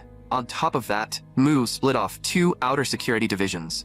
The first echelon was tasked with absolute defense around the castle, and then ordered to extend its reach across all of Corellian territory, dragging in every displaced civilian they could find to expand the population. As for the commander of that guard force, Mu decided he would temporarily hold the role himself and stabilize the foundation through sheer tyranny. The second unit was the highly anticipated Wyvern Riders. Since the hatchlings were still too young to carry armored knights, the unit would remain on standby for now. Mu turned his gaze toward Marcus's daughter. "Luya, you'll serve as commander of the Wyvern Riders. Once their combat strength matures, the remaining Wyverns will all be assigned to the Corellian Merchant Corps for centralized deployment." That concludes today's meeting. A few days later, another strategic council convened. Jerome hurried in with an armful of files, muttering complaints that the tyrant had drained every last second of sleep from his life. Pushing the doors open, Jerome panted, "My apologies, my lord. I'm late again." Then he glanced across the meeting table and froze, as if he had just seen something impossible. Sitting at the far end of the table was Savina. Hadn't that girl been on death's doorstep just a few days ago? What was that chilling aura now radiating from her body? Mu ignored Jerome's shock and simply tapped the table coldly, signaling him to get back to his seat. Then he leaned back in his chair and tipped his chin toward Osborne. "Continue your security report." Osborne. His expression was grim. The security force has barely been established, and the prison is already packed with over 20 troublemakers. Worse, half of them are serious fugitives who drifted in from the southern kingdom. The moment he heard the word fugitives, Marcus exploded in anger and slammed a hand against the table. "My lord, those lawless southern thugs are a threat. They should all be imprisoned permanently or executed on the spot." Mu's gaze swept across Marcus like a blade, and he mocked him without mercy. "If we are really locking up criminals, then shouldn't you, the man who led the rebellion and drove the former Lord Jerome out of his own domain, be the first one thrown into an ice cell?" Marcus instantly broke into a cold sweat and hurriedly stammered, "My lord, that was legitimate self-defense against the tyranny of the central nobles." Mu sneered, his tone dripping with contempt. "So your rebellion is noble resistance, but Commander Highwaite's desperate exile is filthy criminality?" Faced with that soul-piercing question, Marcus was left speechless. All he could do was awkwardly bow his head to Hiwate. "Sorry, I wasn't targeting you." Hiwate, a man of exile himself, tightened his grip on his twin blades, his expression calm and restrained. Some people's crimes are nothing more than labels forced onto them by the world. But the issue in front of us still needs a proper solution. Just as the meeting was slipping into a deadlock, the transformed Savina suddenly rose to her feet, her eyes carrying a cold, decisive light. "My lord, may I offer a suggestion?" Mu found the change in her temperament interesting and gave a small nod for her to continue. Savina looked straight into Mu's eyes, her voice flat and steady. "If the natives' prejudice against fugitives cannot be erased, then from today onward, all recruited escapees and violent criminals should be assigned to the most dangerous vanguard unit. Let them take point and hunt the ice ogres." Her words landed like a bomb. Everyone in the room was stunned. This was practically sentencing them to death, but Mu actually laughed. He looked at Savina with clear satisfaction. That cold-blooded, highly efficient strategy fit his tastes perfectly. Proposal approved. We'll do exactly that. A few days later, deep in the blizzard-ravaged wilderness, a suicide squad made up entirely of top-level fugitives was carrying out a mission to hunt ogres. In the howling wind, Hiwate lowered his stance and issued his orders with calm precision. "Spread out. Forget that garbage street-brawling nonsense you used before, and attack in strict night formation. Rennie, Gray, be ready to charge at any moment." In the snow, a giant ogre kept twitching its nose, hunting for the scent of prey. Then suddenly, Rennie and Gray dropped from the sky like 2 cannonballs. Both of them slammed their weapons deep into the monster's back. The nearly perfect backstab made the ogre unleash a deafening roar. But in the very next second, the beast spun around and swung its club in a brutal sweep. The counterattack came too fast for Rennie to react. His legs went weak on the spot. and he froze where he stood. At the critical moment, Hyuate flashed into the fight and shoved Rennie out of the way. Then he pressed in at point-blank range, his twin blades tearing into the ogre in a savage flurry. Rennie rolled and scrambled backward, barely avoiding having half his head smashed off by the club. Yuate's blades instantly carved a massive wound into the monster, sending black blood spraying everywhere. Seeing the perfect opening, the three of them immediately closed in and launched the finishing strike together. Steel flashed, and the giant crashed to the ground. The fight was over. Everyone finally let out a long breath. After dancing on death's doorstep again and again, these desperados had been hammered into people with real courage. Rennie and Gray slapped hands, already thinking about going back to the tavern and drinking themselves stupid that night. What they didn't notice was that from the shadows in the distance, a pair of eyes was watching them without blinking. At the same time, on the other side of the ice fields, another squad was moving forward with cautious steps. A strange rustling sound suddenly came from the woods ahead. The mercenaries instantly tensed up and decided to probe it with ranged fire first. Several archers immediately drew their bows and fired a blind volley into the trees. Strangely, the arrows made no sound at all when they flew in, as if they had vanished into a black hole. The group relaxed a little, thinking it had been a false alarm, and started moving in to retrieve the arrows. But the moment they stepped forward, an enormous white figure suddenly burst out from behind the trees. Back at the castle, Mu was quite pleased with the recent pace of the hunts. It seemed the men had finally begun overcoming their fear of ogres, after getting a taste of how fast the money could come in. The Blizzard Knights were practically running on pure adrenaline, as long as they followed his tactical formations exactly. Farming those oversized brutes had basically become assembly line work. But right then, a scout rushed in with panicked news. A new monster had appeared on the ice fields, and several squads had already been badly wounded by it. According to the report, it was a gigantic white-furred creature, even larger than an ogre. Mu frowned at once. Something felt wrong. Ogres were savage but stupid. This thing, on the other hand, was smart enough to set ambushes. Jerome, Mu ordered immediately. Tell everyone to stop hunting at once. Jerome swallowed hard. Boss, you're going to deal with it personally? Mu pulled on his coat with a cold expression. Yes, gather the men. Come over afterward and clean up the mess.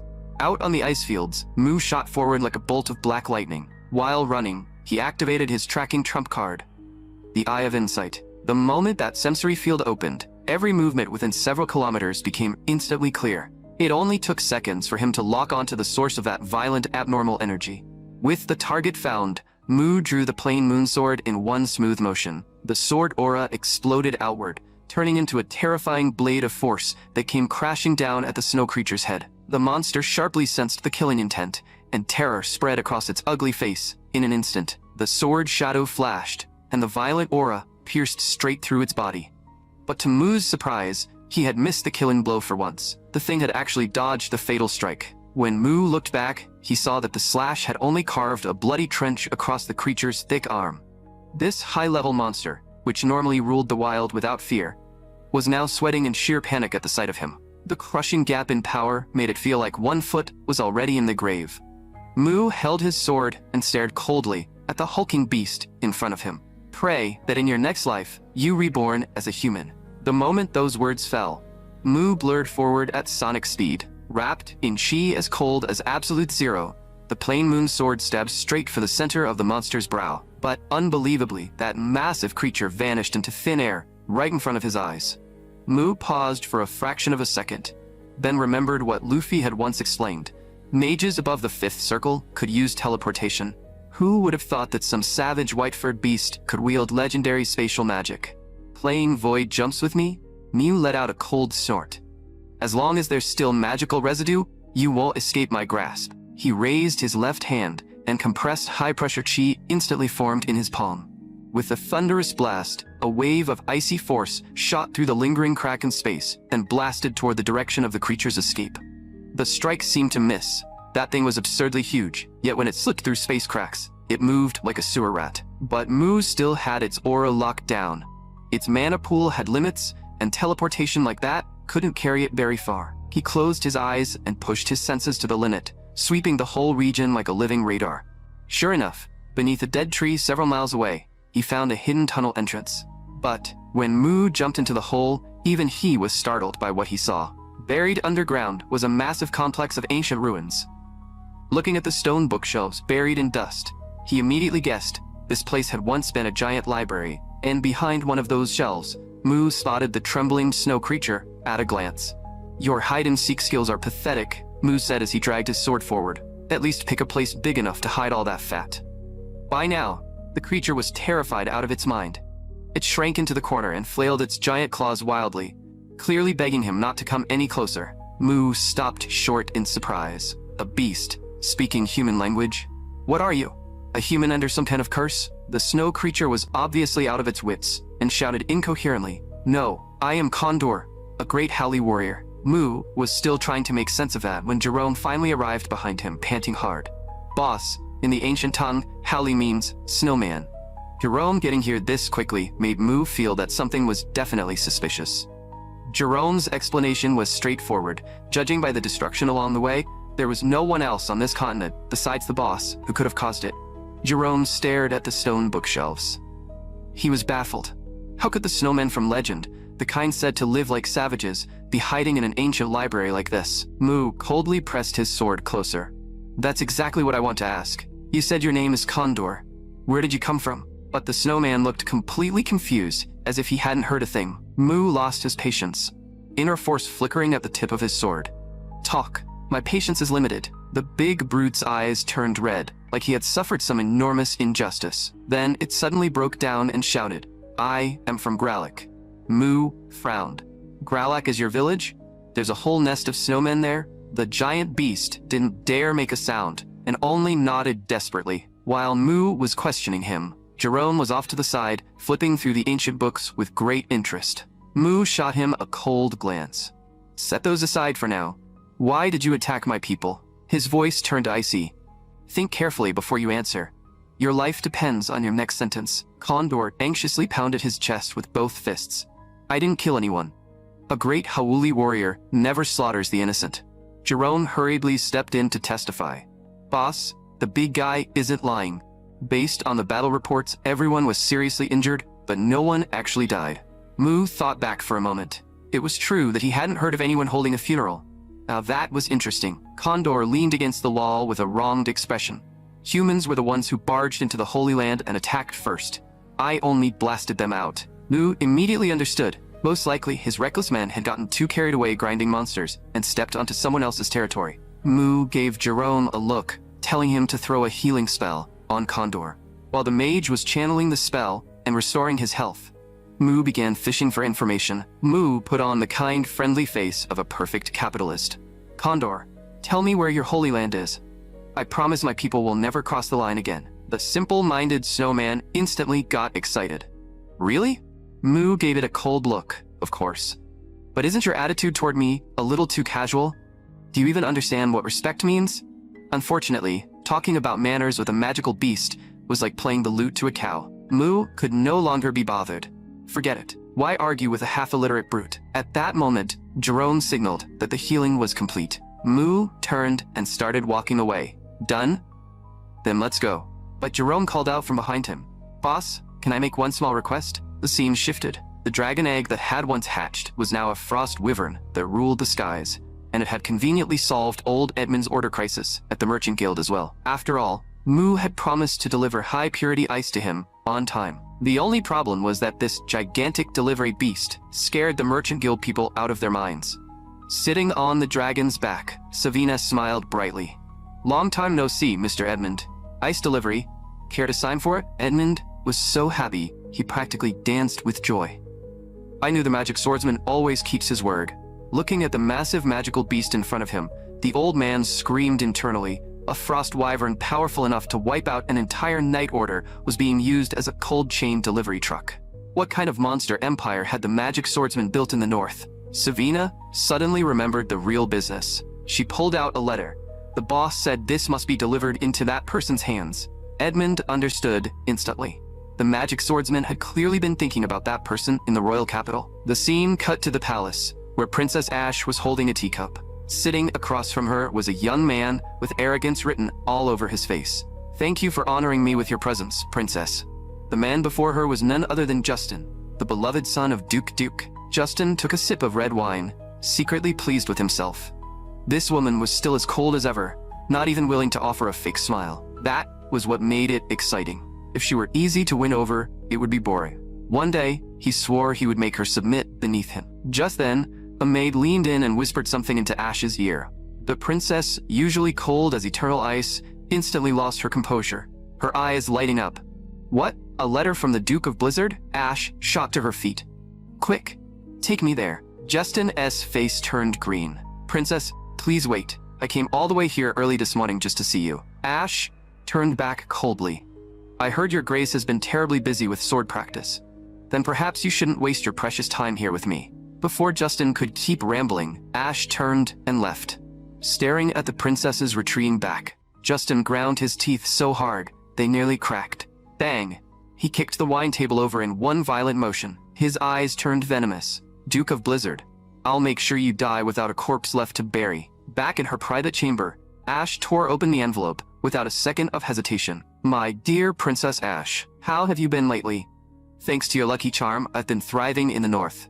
There are geothermal hot springs here, crystal caves too, and the scenery is quite beautiful. I built a white ice castle with my own hands. The place really is stunning, but its one fatal flaw is that you are not here, and that leaves me feeling unbearably empty.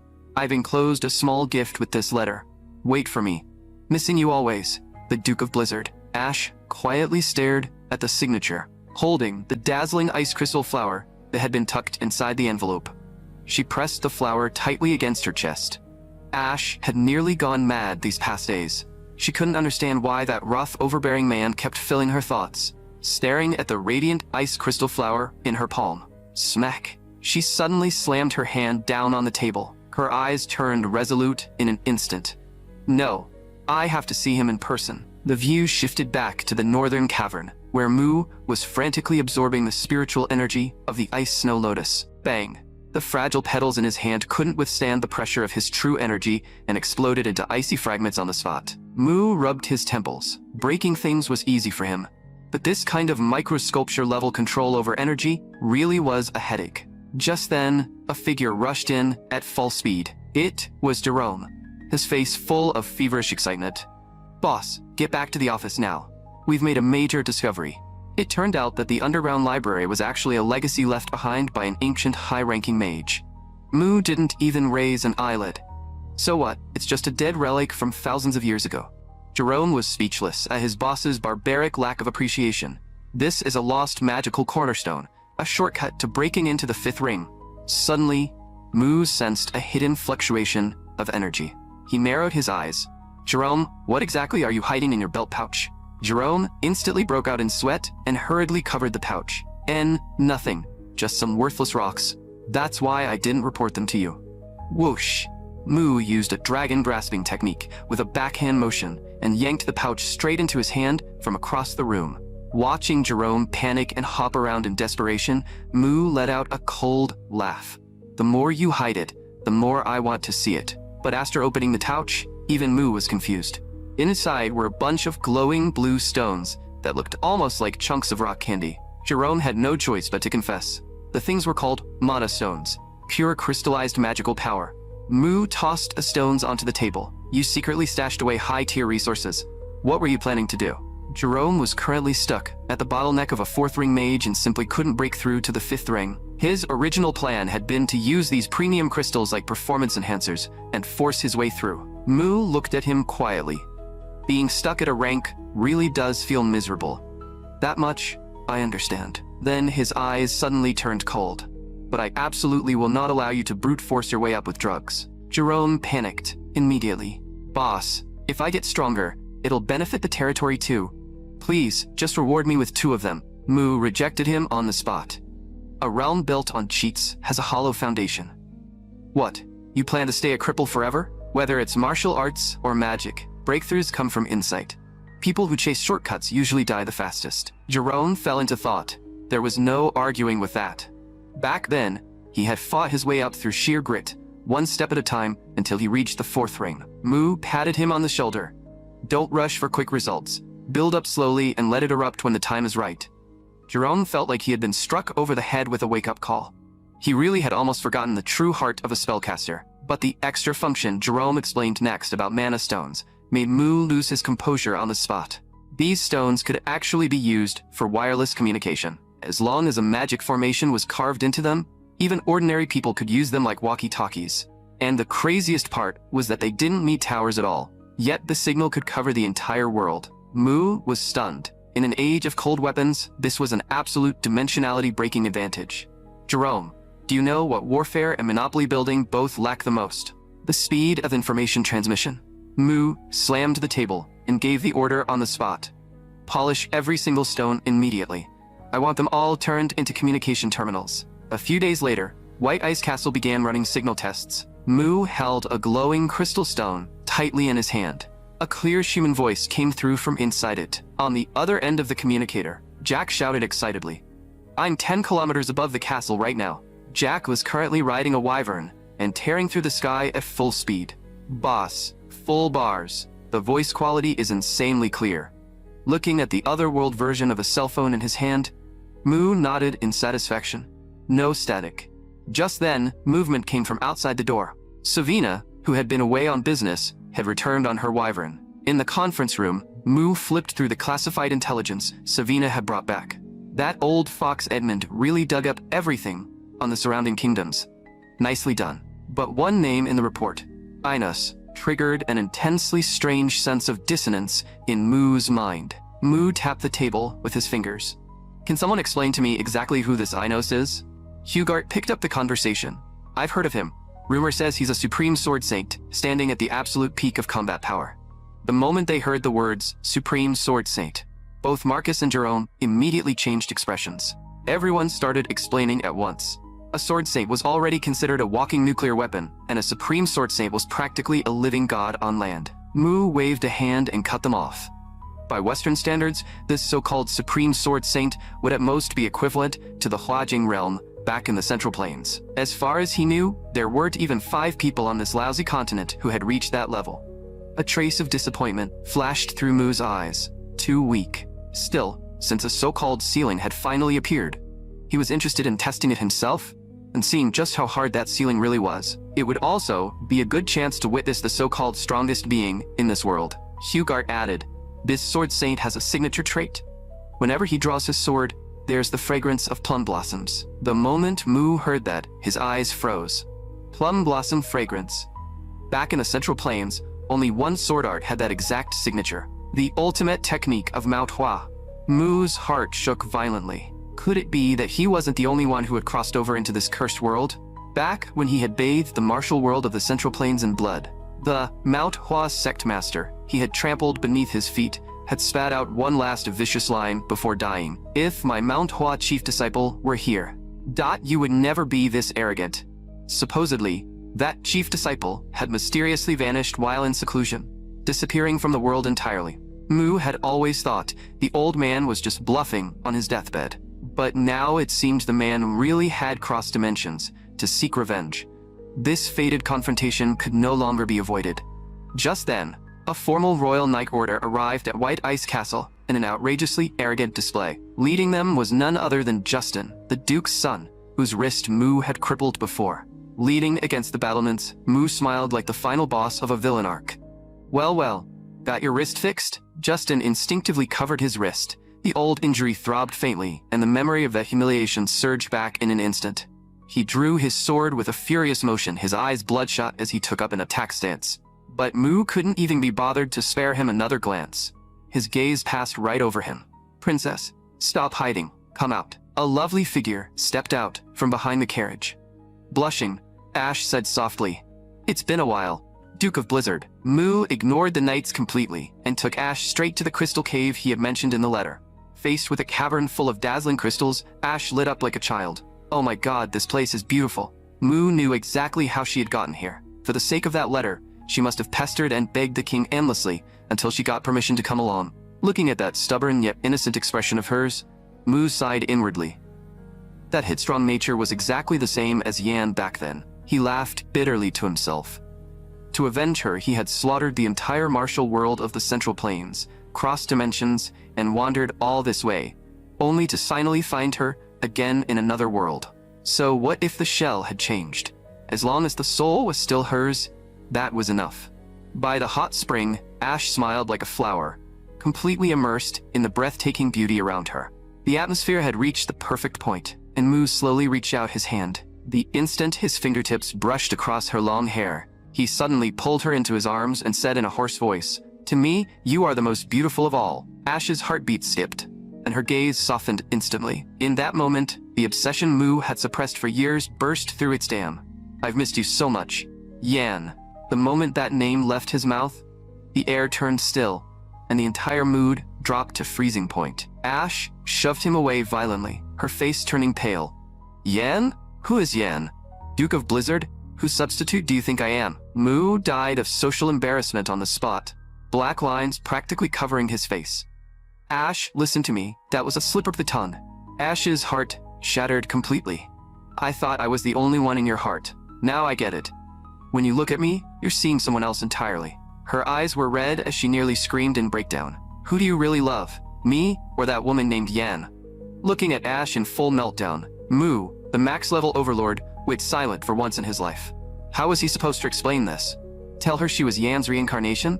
Who on earth would believe that? Ash whipped her head around and stormed off without the slightest hesitation. "You don't need to explain. The answer was already in the name you called me just now." Watching her run farther and farther away, Mu felt sicker than if he had swallowed a fly. Even if he spilled everything about past and present lives, she would only think he was insane. Mu could only turn away in frustration.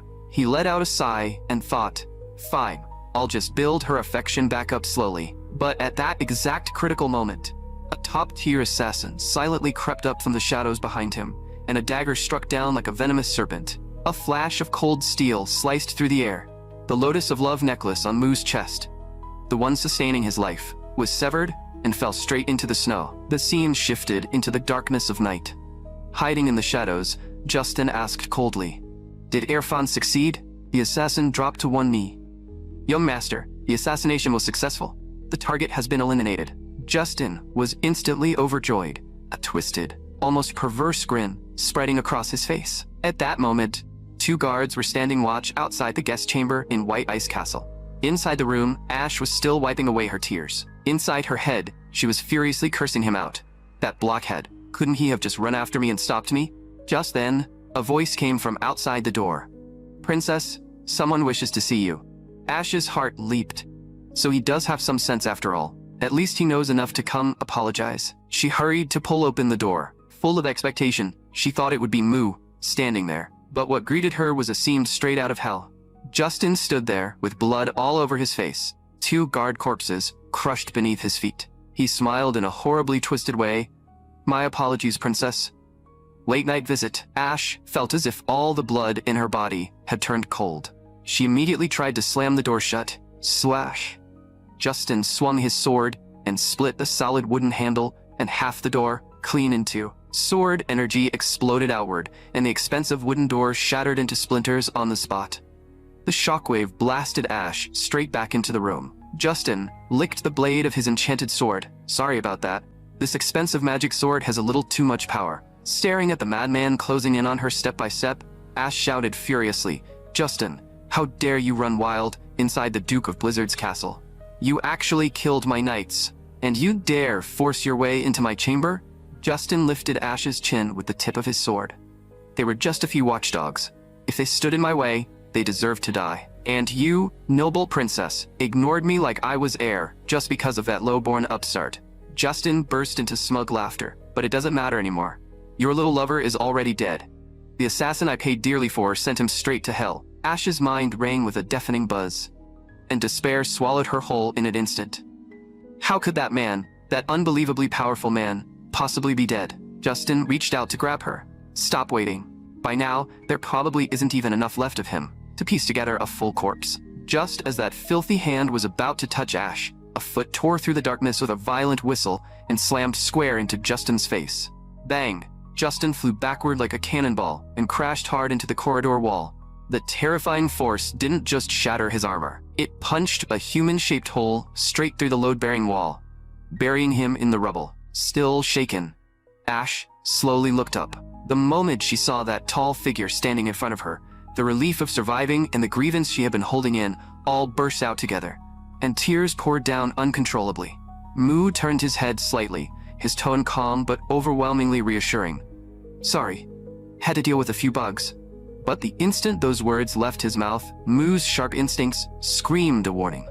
The magic sword that had fallen by the door suddenly moved like a living creature and shot straight for his throat. It was a backstab almost impossible to guard against. Mu twisted sideways to dodge it. After missing, the sword flew back like a cruise missile. Sword control? Mu looked at the purple glowing flying sword, his eyes turning cold. The blade traced an arc through the air and vanished into the dust and rubble at the end of the corridor. In the darkness, a hand covered in black demonic armor caught the hilt with perfect precision. Mu moved Ash behind him protectively and narrowed his eyes. "Still not dead? What are you? A cockroach?" A knight clad in ominous black armor and shrouded in sinister energy slowly stepped out from the massive hole in the rubble, dragging a great sword behind him. Justin had completely gone all out this time, transforming into a black demon knight. Mu saw through it at a glance. It was the ultimate pay-to-win gear set that old fox Duke had poured a fortune into for his precious son. Top-tier magic armor, paired with a blood-drinking demon sword. With this god-tier loadout, he might actually stand a chance, even against a supreme sword saint. Justin's voice rang out from behind the visor, deranged and arrogant. "Duke of Blizzard, can you feel this power? This time, I'm going to grind you into meat paste." As the dust slowly cleared, Mu stepped into the shifting light. He rolled his neck, his bones cracking loudly. "Good. Now that you've paid to win, you finally qualify to die by my sword." He didn't turn around, only gave a slight wave toward Ash behind him, who was still trembling in fear. "Get farther back. Don't let the blood splash on you." Ash stared fixedly at his back, her voice trembling. "You're going to win, right?" Mu glanced back, and for once, let a trace of gentleness show in his expression. "Relax. Once I take out the trash, I'll come back and stay with you." Mu's figure flashed, and he shot straight toward Justin. Staring at the man before him, Mu said coldly, "So you really are different from last time." Justin charged forward with the demon sword in hand. "What? Are you about to start preaching again?" The heavy blade, wrapped in pale violet demonic energy, came slashing down at high speed, but Mu casually flicked it aside with a single finger. Mu looked on coldly. In the blink of an eye, the demon sword flew right back into Justin's hand. Gripping the sword tightly, Justin launched another charge. This time, Mu chose to take the heavy blow head-on with his bare arm. Justin frantically poured magic into the strike, and the sword aura surged wildly, actually forcing Mu back several steps. He gave Mu no room to breathe and pressed the attack relentlessly. The sight drove Justin nearly insane with excitement. "Good. I've got him suppressed." He was convinced Mu had already exhausted himself fighting the assassin squad, making this the perfect chance to finish him. Justin's speed spiked yet again. "Let me be the one to end this battle." But just then, a flash of cold light sliced across his cheek. Then the armor guard on his body exploded apart. Justin's face changed in shock. That bastard had used the same move that pierced his wrist back then. His armor shattered, and with his enhanced form broken, Justin instinctively clutched his injured wrist. Mu looked at him coldly. "I thought the fight might end up putting Princess Ash in danger. Looks like I worried for nothing." Gripping his wrist tightly, Justin felt despair flooding in. "You pretended to get pushed back, just to widen the distance between yourself and the princess." A cold gleam appeared in Mu's hand. "Since you dared to hurt Ash, you'll pay the price for it." In that instant, Justin felt a terrifying invisible pressure crash down on him. Roaring in anger, he attacked first, gambling everything on one final, desperate strike. But it was already too late. The icy true energy in Mu's palm had fully taken shape. The freezing force swept across Justin's body, and he instantly turned stiff, unable to move a single muscle. The next second, a dazzling cold radiance burst forth. Mu was only being this cautious because he could not afford to lose Ash again. Frost spread through the air, the light faded, and Justin's arrogance was utterly crushed along with it. In the snow and ice, he trembled so violently that his whole body shook like a leaf. Terror filled Justin's eyes. His strongest trump cards had all been broken to pieces. Mu looked down at him from above. "Stop wasting your effort. I already destroyed your core. For the rest of your life, you'll never be able to gather or use magic again." Hearing that, Justin felt as though he had fallen into an endless abyss of ice. In utter despair, he still tried to throw a punch in resistance, but in his current state, it was nothing but pathetic self-humiliation. Mu casually lifted a hand and slapped him straight into the snow. "Spend the rest of your life regretting what you did today. From now on, you'll become exactly the kind of weakling you always look down on and love to bully." Before anyone noticed, the sun had already risen. Mu raised a hand to shield the streak of sunlight falling across his face. "It's getting late." After all, Ash was still in the castle worrying herself sick over him, and, on the other side, Princess Ash also seemed to be slowly regaining memories from her past life. Mu mobilized everyone under his command to help search for the necklace he had lost during the assassination attempt. As if fate had already arranged it, Ash was the one who found it in the end. The moment Ash placed the necklace back into Mu's hand, memories from her previous life began slowly awakening inside her dreams. That woman named Hua Yan seemed to have had an inseparable connection with the Duke of Blizzard. In the dream, she even called him brother with intimate familiarity. Ash should have felt jealous, but instead a strange warmth rose in her heart. Mu's sudden arrival broke her train of thought. Turning toward her, Mu said, "Princess Ash, would you like to go on a trip with me and clear your mind?" Outside the castle, a massive frost wyvern arrived in an instant.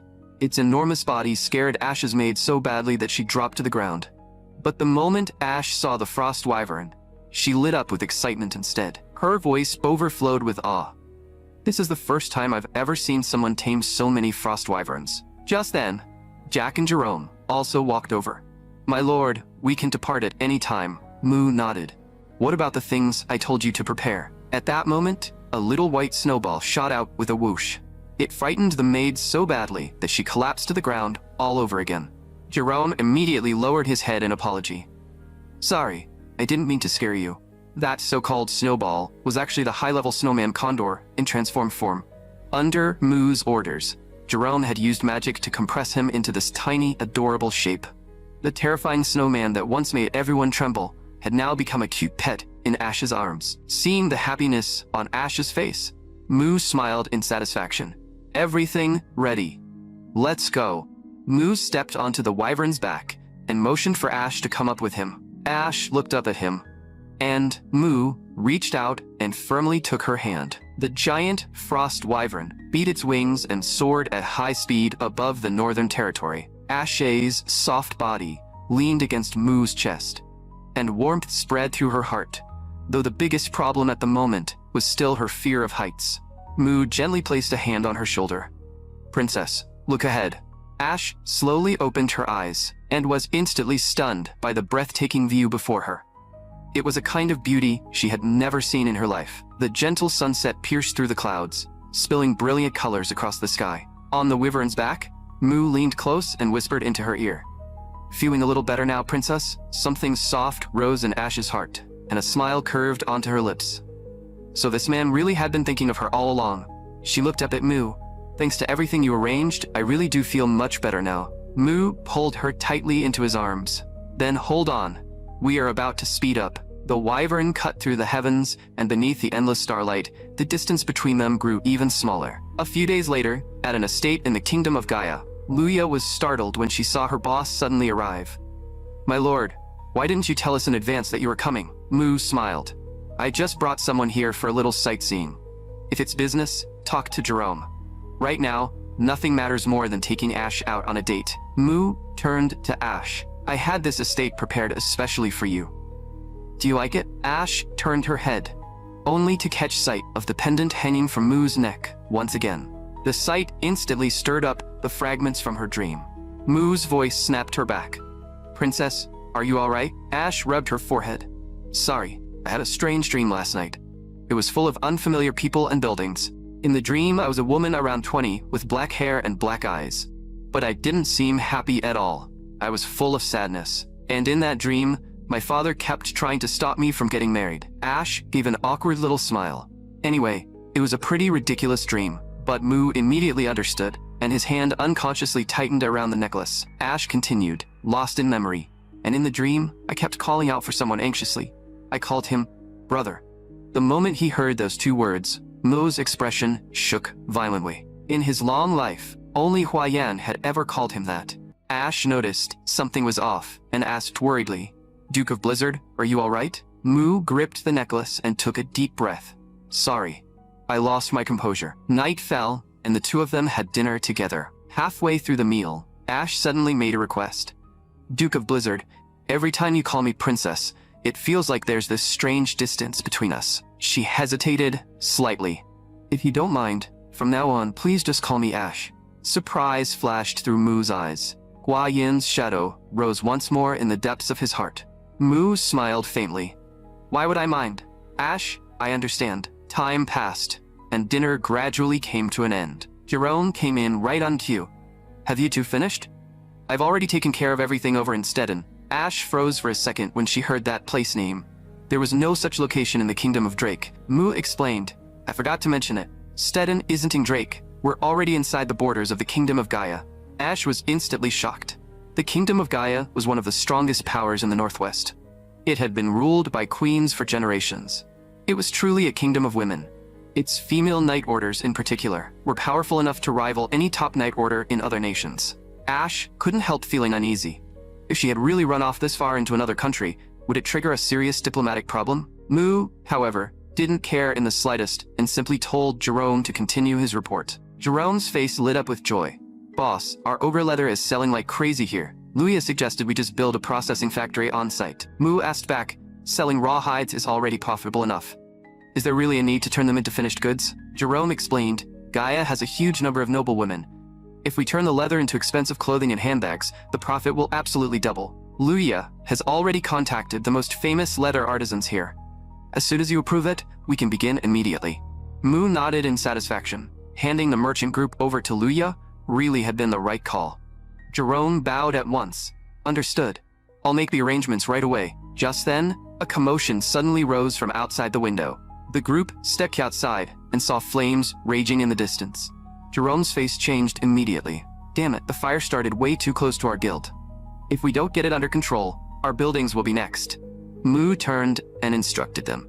Ash, stay here with Jerome. I'm going to check it out. With that, Mu leapt straight down and sped toward the fire. The situation at the scene was already extremely critical. The blaze was so violent that no one around dared to get close. Mu stood outside the inferno and realized it was even worse than he had expected. Just then, footsteps sounded from behind him. Jerome and Ash had ignored his order to stay behind and followed him anyway. Ash explained anxiously, I was too worried about you, so I came after you. Suddenly, Mu's superhuman hearing caught the sound of a cry for help deep inside the flames. He didn't hesitate for a second and turned toward the inferno. Amid Ash's alarmed cry from behind him, Mu rushed straight in without the slightest pause. In an instant, he smashed through a window and entered the building. Inside, black smoke rolled thick through the air, while flames roared everywhere. Mu lowered both hands slightly, and vast, icy internal power rapidly condensed in his palms. He slammed one palm hard into the ground, and freezing true energy exploded outward, devouring the surrounding fire like madness. Ice and fire clashed in a direct, violent collision. In the blink of an eye, the flames that had just been raging wildly were forcibly frozen and extinguished. As the smoke slowly cleared, Mu finally saw a woman lying unconscious on the scorched black floor. He reached out and checked her pulse at the neck. Lucky you. You are still alive. Mu hoisted the woman over his shoulder and turned to rush back out. Overhead, a burning beam snapped loose and came crashing down. The icy true energy inside Mu instantly burst outward and shielded his body. With a loud bang, the beam shattered, and the fire scene, which had been on the verge of collapse just seconds ago, was forcibly sealed under a thick layer of frost. Watching from outside, Jerome's jaw practically dropped. What kind of monster-class ice magic was that? 8th ring? 9th ring? The moment she saw Mu return unharmed, Ash finally broke into a relieved, joyful smile. Through the swirling cold mist, Mu strode out with the woman over his shoulder. Her vision remained blurry. In the woman's dream, a subordinate reported with a grave expression, Your Highness, I have discovered signs of rebellion. In the dream, she shouted angrily, Who dares to rebel against me? But in the next instant, the face of the man in her dream began to blur. In a daze, the woman slowly opened her eyes. She sat up abruptly, looking completely lost, with no idea where she was. A faint light shone in from outside the door. She pushed the door open, and seeing a group of strangers outside only confused her more. Luia stepped forward to greet her. You are finally awake. Do you feel uncomfortable anywhere? The woman carried herself with natural arrogance and asked coldly, Where is this place? Luia answered, This is the Corellian merchant group. Understanding dawned on the woman's face. The merchant group that recently made a name for itself in the leather trade? If you're in the kingdom of Gaia, how do you not know who I am? Luya spread her hands. We're from the kingdom of Gret. Not knowing the local big names is perfectly normal. The woman turned her head. Who saved me? Luya pointed at Mu. Our boss, the Duke of Blizzard, pulled you out of the fire himself. The woman walked up to Mu and gave him a measured look. I heard you saved me. For that, you have my thanks. Remember this. My name is Schiller Mac. You may call me Schiller. The instant that name was spoken, every local employee in the room was stunned, speechless. Luya whipped around and roared at Jack. You idiot! Didn't I tell you to memorize the listed important figures in the kingdom of Gaia? Schiller was the second princess of Gaia. At only 25, she had already entered the realm of sword saints and served as the supreme commander of the kingdom's night orders. She was absolutely one of the most elite figures in Gaia's military. Luya was so frightened that she hurriedly bowed in apology. Your Highness, please forgive our rudeness. Beside her, Ash was also breaking out in cold sweat. She had traveled incognito, and now she had run into a foreign princess. If her identity was exposed, the trouble would be enormous. Schiller directly ordered Mu, you saved my life, so you deserve a reward. Finish your meal, then come with me to the palace. Mu had already noticed every bit of Ash's tension.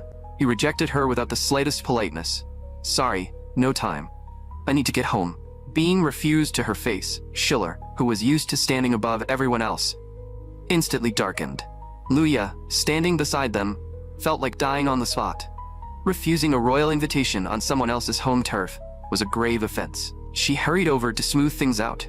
Please calm your anger, Your Highness. It's our boss's first time meeting a princess. He's just too nervous. Then she immediately changed the subject. That said, Your Highness, with your strength, how did you end up trapped in a fire? The moment that was brought up, Schiller's eyes turned cold, and the face of her rival, Duke Dayton, flashed through her mind. That old fox had actually dared to send assassins after her. Schiller sneered with contempt. Just a few sewer rats playing dirty assassination games from the shadows. Setting the building on fire was nothing more than an attempt to destroy the evidence along with the body. Schiller pulled her killing intent back and looked at Mu again. No matter what, the fact remains that you saved me. Name your price. What do you want? The moment the words left her mouth, her stomach let out a very embarrassing growl. Mu looked at her coldly. Before you start handing out blank checks, shouldn't you fill your stomach first? Not caring whether she would be offended, Mu pointed directly at the table. You've been hungry since last night, haven't you?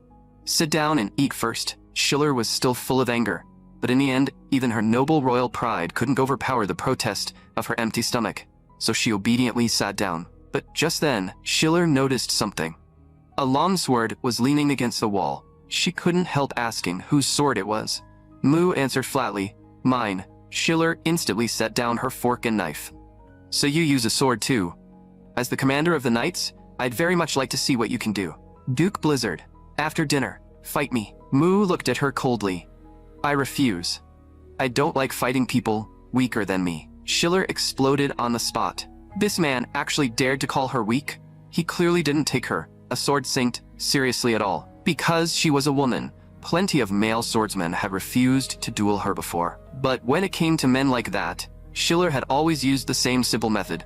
She shot to her feet, her eyes dripping with disdain. Duke Blizzard, so you're afraid of losing? Mu's gaze darkened instantly. He picked up his sword and stood. Fine, come outside. He glanced at her over his shoulder. I'll teach you a few things. Outside the manor, Schiller drew her blade and stood there, radiating pressure. Jerome stood off to the side, full of worry. Boss, that's a princess you're facing. Please go easy on her. Schiller was already out of patience. Finished with your last words? Duke Blizzard, I've seen plenty of arrogant men like you. In the end, every single one of them became a loser beneath my sword. Her face lit with excitement. I'm already looking forward to seeing how twisted your expression gets in a minute. Holding her sword in one hand, Schiller moved in an instant. Sword light burst forth. A razor-sharp sword aura shot straight from Mu's eyes. The air exploded with the roar of a shattered sound barrier as Schiller rushed right into Mu's face. Mu merely raised his sword slightly and shifted to the side, effortlessly dissolving the ferocious strike. Schiller steadied herself at once, inwardly shocked. He actually blocked her thrust? So the man hadn't been bluffing after all. Borrowing the momentum of her blade, she spun and flashed behind Mu in an instant. Mu didn't even turn his head. He swung backward with one hand and avoided the attack again. Her momentum never stopped. Schiller reversed her grip and thrust once more. Mu casually blocked with a swing of his sword and stepped backward. In the blink of an eye, Schiller had already unleashed dozens of sword arcs in succession. But this man used only the smallest possible movements to block every single one of her techniques. A chill ran through her heart. His strength was far more terrifying than she had imagined. Schiller moved with her blade and flashed right in front of Mu again. Her sword whipped about wildly, and the relentless stream of sword aura forced Mu into the air. Schiller gave him no chance to breathe and leaped up after him immediately. In the next second, she had already blinked into position, right in front of him. Mid-air, Schiller twisted her body hard and delivered a vicious sidekick straight into Mu's sword.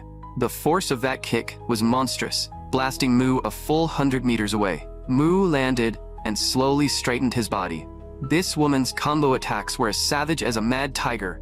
She really did have some skill. If he kept dodging like this, the whole manor would end up demolished. Mu stopped defending and charged straight at Schiller. Su Yu's sword burst out with several waves of bone-chilling light. Spotting an opening, Schiller threw another back kick at him. Mu raised his sword and sealed it off cleanly. Before she could switch moves, Mu's left fist had already slammed hard into her lower abdomen. The terrifying impact made Schiller double over in pain on the spot. At the same time, Mu's right hand had already clamped down hard around her throat. He exerted just a little force, and Schiller was instantly slammed flat to the ground. When she raised her head in pain, Mu's sword tip was already pressed steadily against her throat. "You lost." Mu's voice carried no emotion at all. Jerome hurried over to smooth things out. "Both of you are masters of the sword. Let's just call today a draw and end it here." But Schiller's face had gone dark with fury. "Fight me again, or I'll submit a formal protest to the Kingdom of Drake, right now." The attendants from Gaia were terrified. "Your Highness, please calm down." Mu turned and looked at her coldly. "Knowing how to admit defeat is the most basic quality of a warrior. You're a princess of a nation, yet the moment you lose, you start throwing a tantrum like a giant baby." Schiller climbed to her feet with difficulty, grinding her teeth in rage. "What nonsense are you spouting?" She raised her sword and charged at Mu again.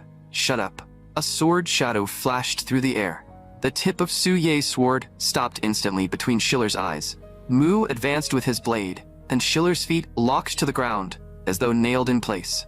She couldn't move even half an inch. That gulf in strength as vast as a chasm made her legs give out beneath her.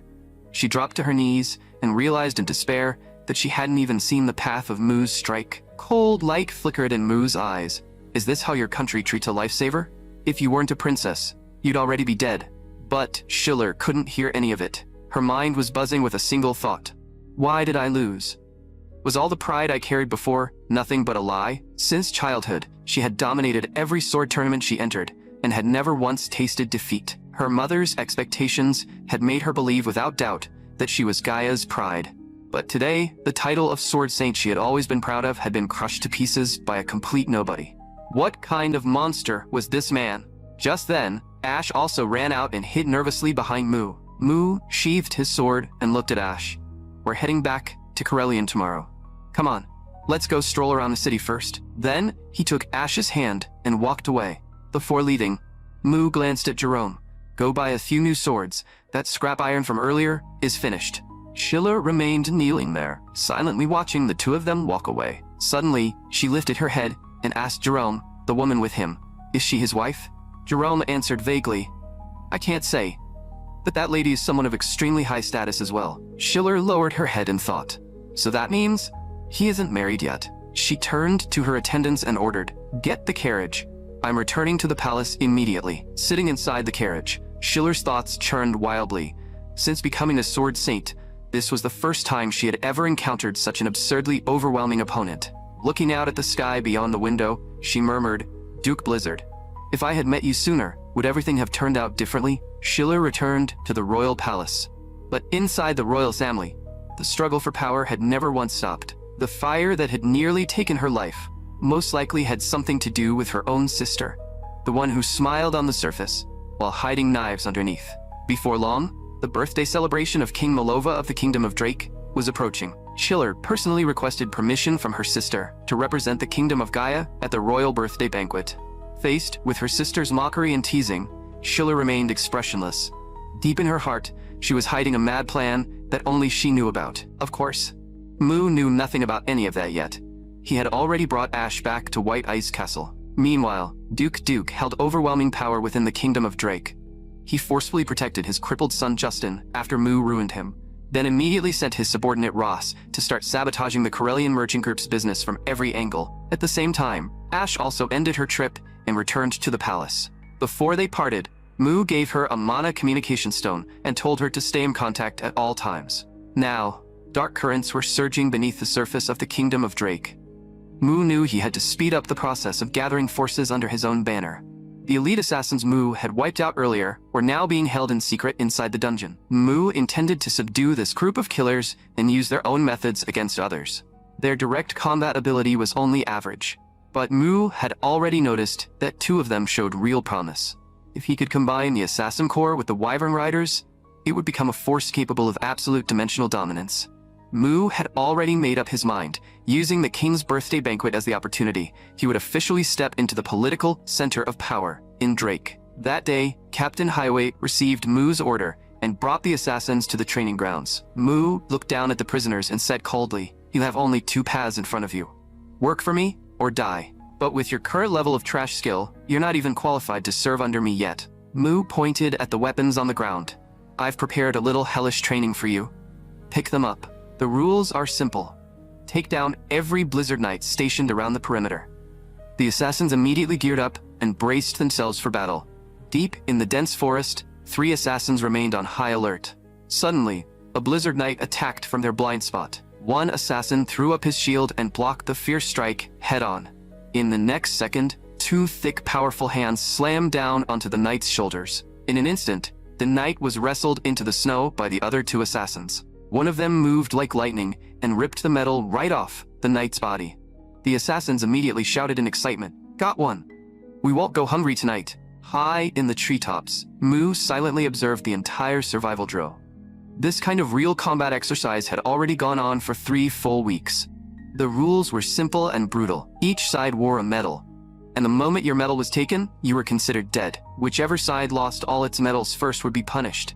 That kind of extreme pressure had sent both sides' real combat abilities skyrocketing at a geometric rate. Just then, a blinding red light suddenly flared up deep in the forest. It was the magical tracking mark Jerome had placed in advance. The moment any assassin tried to cross the boundary and escape, the mark would trigger and flash red as an alarm. At that moment, a young assassin named Miller was sprinting wildly across the snow. Suddenly, a voice as cold as ice sounded above his head. "This is the 10th time you've tried to run, Miller." Miller jerked his head up. On a thick branch overhead, Mu was looking down at him from above. "I warned you.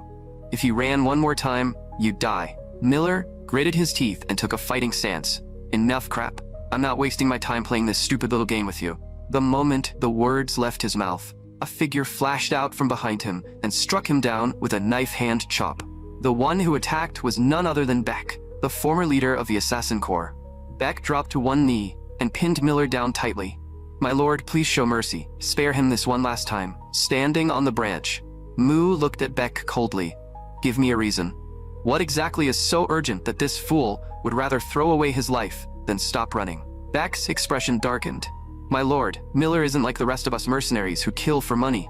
His whole family was slaughtered years ago, and we just got word that the man responsible for wiping them out will appear at the king's birthday banquet next month."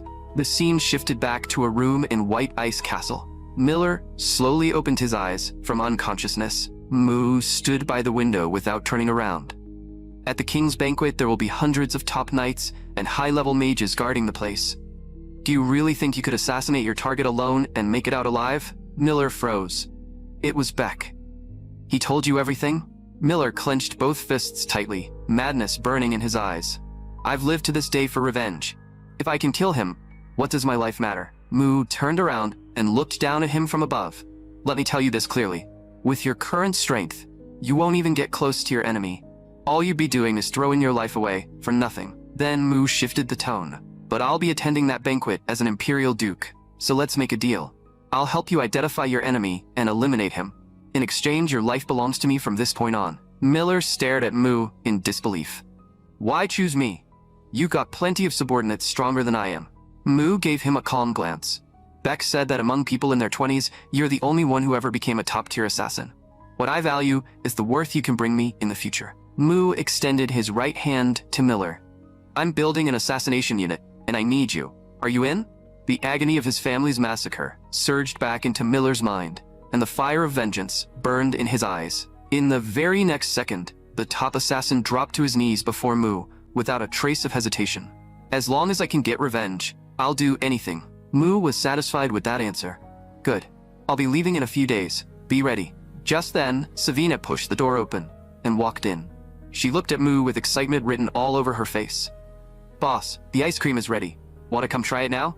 But the moment Miller, still kneeling on the floor, saw Savina, he froze. He pressed a hand against his pounding chest, utterly shaken. Who is this woman? The scene shifted to the conference hall, where Mu was going through the daily reports with his captains. Jack burst through the door in a rush, his face full of urgency. Boss, I can't take it anymore. Those bastards blocked every road. Leaning back in his chair, Mu glanced at him lazily. Calm down. Speak clearly. It turned out that Viscount Ross of Tot City had been sabotaging Corellian's caravans for days, and now he had gone as far as sealing off every major route. Mu raised an eyebrow. Then go around, or just use the frost wyverns to fly the goods over. Jerome immediately shook his head. Boss, wyverns have limited carrying capacity. Large cargo has to move by land. And if we want to reach the capital, Tot City is the only route. The king's birthday is coming up. Blocking the road now is obviously meant to stop you from attending the royal banquet. Mu almost found it funny. I've never even met that Viscount. What exactly is his problem? Jerome explained. Ross works for Duke. Justin just got crippled by you, and that old fox definitely isn't going to let it go. This is retaliation. Mu curled his lips into a cold smile. If he wants to make the first move, then I'll just chop off the hand he used. Jerome nearly jumped in shock. Boss, you're not thinking about starting a territorial war, are you? A territorial war was a legally recognized private war between nobles. Once it began, not even the king had the authority to interfere. But the rules were strict. Before fighting started, the king had to be informed first, and a formal declaration of war had to be delivered to the opponent. The only loophole was this. If you crippled the other side in a lightning strike before the king received the report, then filed the paperwork afterward, no one could really stop you. Mu stroked his chin. This was basically a live combat drill delivered right to his doorstep. Perfect for testing the troops he had recently built up. He made the decision on the spot. Highweight, leave the minimum number of men behind to guard the territory. Everyone else gets ready to move. Marcus, keep the assassination squad on standby. Send Miller into Tot City alone for reconnaissance. Jack, bring out the entire Wyvern Rider Corps. Jack looked a little uneasy. Boss, our first batch only has 20 Wyvern Riders. Isn't that too few for a territorial war? Mu's gaze turned cold. Too few? Then what exactly have you been doing with those dragons these past few months? Are you doubting me, or doubting your own air force? The scolding lit Jack up instantly, and he snapped to attention. So what if they were few? Their wyverns were no joke. Jerome was still trying desperately to slam the brakes. Boss, this is too risky. Gambling the lives of our people on an unknown war is reckless. Ross is still holding more than 6,000 of our civilians as hostages. If we force an assault, those civilians will all die with them. And Tot City's garrison outnumbers us by more than 10 to 1. If Duke's reinforcements arrive too, we are finished. Mu looked at him coldly. 2 days. Before they can react, this war will be over in 48 hours. He walked right past Jerome. You are my strategist. Wipe that coward look off your face and stop embarrassing yourself in front of the soldiers. Mu pushed open the doors and stepped toward the drill grounds. Are you all ready? Looking at Corellian's army, radiating killing intent across the field, he directly sent out the declaration of war. Faced with Corellian's sudden declaration, Viscount Ross didn't panic at all. Instead, he held his position. He cruelly tied all 6,000 captured Corellian civilians to the city gates as human shields. Ross was still smug over what he thought was perfect defense, when suddenly, a massive shadow swept past the office window. Boom! A frost wyvern smashed straight through the floor-to-ceiling window. Standing on its back, Mu descended like a demon god. Swish! A streak of cold light shot past Ross's ear and pinned itself into the wall. Mu's voice was icy. That's the declaration of war. I'll be back to collect in 2 hours. Tot City's walls were packed with troops, while the civilians below cried in terror. Standing high above them, Ross shouted, "Come on then, Duke Blizzard. If you dare step over your own people's corpses to get in here." Outside the city, the Blizzard Knights had already formed their ranks. Mu gave the order without hesitation. All forces, attack. Ross was still waiting to enjoy the show from the walls, but the next scene nearly made his eyes pop out. The sky was swallowed by a swarm of frost wyverns. Every wyvern carried a multi-ton boulder in its claws as it dove down from above. Boom, boom, boom. The boulders rained down like a storm. Wherever they landed, the city's defenses collapsed instantly, and smoke exploded into the air. Tot City's soldiers had never seen anything like this. Their lines broke on the spot. Some soldiers, dazed by the bombardment, were knocked straight off the walls. Just as falling debris was about to crush the civilians below, Jerome made his move. He raised a massive magic barrier and forcefully blocked all the rubble. The charge horn sounded, and Marcus led the berserkers into battle. Carelian's warriors charged like living siege engines. Their massive axes swung through the battlefield in a spray of blood, unstoppable and brutal. The defending soldiers were so terrified they threw away their weapons and fled, stunned by how monstrous these northern barbarians had become. When the wyverns landed on the walls, one roar alone was enough to break the remaining defenders. Mu hovered in the air, looking down over the entire battlefield, ready to finish anyone left standing. Then he descended lightly in front of a fully armed squad of enemy knights. The knights jolted in shock. When did he get here? Their leader forced himself to shout, "He's alone! Everyone attack together!" Mu didn't even bother drawing his sword. He simply raised one finger. Icy internal force pierced through their armor from a distance, and in that same instant, Mu had already flashed behind them like a phantom. Bang!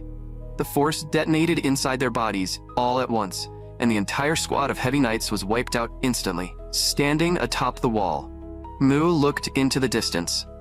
The field is cleared. Only that trash is left. By now, Ross had been reduced to a commander with no army, surrounded only by terrified remnants. In a rage, he kicked the soldiers around him. "You useless trash, get up there and fight." His only remaining hope was that Duke's reinforcements would arrive in time. But abusing his own men at a moment like this was the fastest way to get abandoned. One soldier pushed past his limit, turned on him, and slammed a punch right into Ross's face. Ross was knocked flat onto the ground. Cursing as they ran, the soldiers scattered. "If you want to die, do it yourself." Ross had just started to get up when a chill ran down his spine. One gigantic dragon eye was fixed directly on him. Mu stood calmly beside the dragon's head. He walked toward Ross at an easy pace. "Viscount Ross, things don't seem to be going very well for you." 1 second, Ross was still arrogant. The next, he was on his knees, bowing frantically. "Duke, Blizzard, I was wrong. I surrender. Duke forced me into this. Please have mercy and spare me." Just then, Jack arrived on a wyvern and gave his report. "Boss, the scouts who tried to carry the news to Duke have all been intercepted." The moment Ross heard that, his face turned deathly pale. His last card was gone. Mu looked at him coldly. "Nice performance. You used my people as human shields. That means you die today." Mu lifted a hand and fired a lethal blast of force. But at that exact moment, a magic barrier flared up around Ross and deflected the attack. Mu turned sharply. "What the hell are you doing?" It was Jerome. He had stepped in to save Ross. Gritting his teeth, Jerome explained, "Boss, under Imperial law, even if a noble deserves death, only the king can pass that sentence. If you kill him here, we officially become rebels." Hearing that, Ross instantly regained some swagger and sneered, "You hear that, you ignorant country bumpkin?" At that moment, a figure slowly emerged from the woods to meet him. Ross lit up with joy. "Ha ha ha, idiot. Did you really think I only sent one messenger, starting a territorial war without reporting it to the crown first? That's high treason. I already sent Bolmer to the capital to file a complaint. By now the king must have received it. You're finished." Mu's expression turned serious at once, but in the next second, he actually laughed. Ross stared at him. "Are you insane? You're about to die, and you're still laughing?" Mu ignored him and looked toward the approaching Bolmer. "That's enough. Drop the act and show who you really are." Under the stunned gazes of Jerome and Ross, that so-called Bolmer reached up and started tearing at his own face. The human skin mask came off, and underneath it was Miller, the elite assassin Mu had sent out. Killing intent exploded in Mu's eyes. Ross was utterly crushed. His final thread of hope had just been ripped away. Overcome with terror, he turned and ran. Mu stomped the ground, and a wave of freezing energy surged across the earth. Crack! Ross's legs were instantly frozen in place. Mu clenched his fist as his true energy compressed violently. Ross was like prey nailed to a cutting board, able only to watch that fist grow larger and larger in front of him. Boom! A terrifying punch loaded with force and inner power smashed straight into Ross's face. The sheer savage power sent Ross flying more than 100 meters. His facial bones shattered, and he crashed to the ground dead on impact. Silence fell across the battlefield as everyone stared blankly at the corpse. Mu shook the blood off his fist and turned to face his army. Looking at the frenzy and excitement burning on the faces of his soldiers, Mu slowly revealed a domineering smile of his own. This battle belongs to Corellian. The Territorial War ended in a crushing victory. Not long after, the king's birthday banquet arrived as scheduled. The moment Mu stepped into the banquet hall, the first familiar face he ran into was Princess Schiller. Faced with Schiller's slightly over-eager warmth, Mu only gave her a polite nod in response.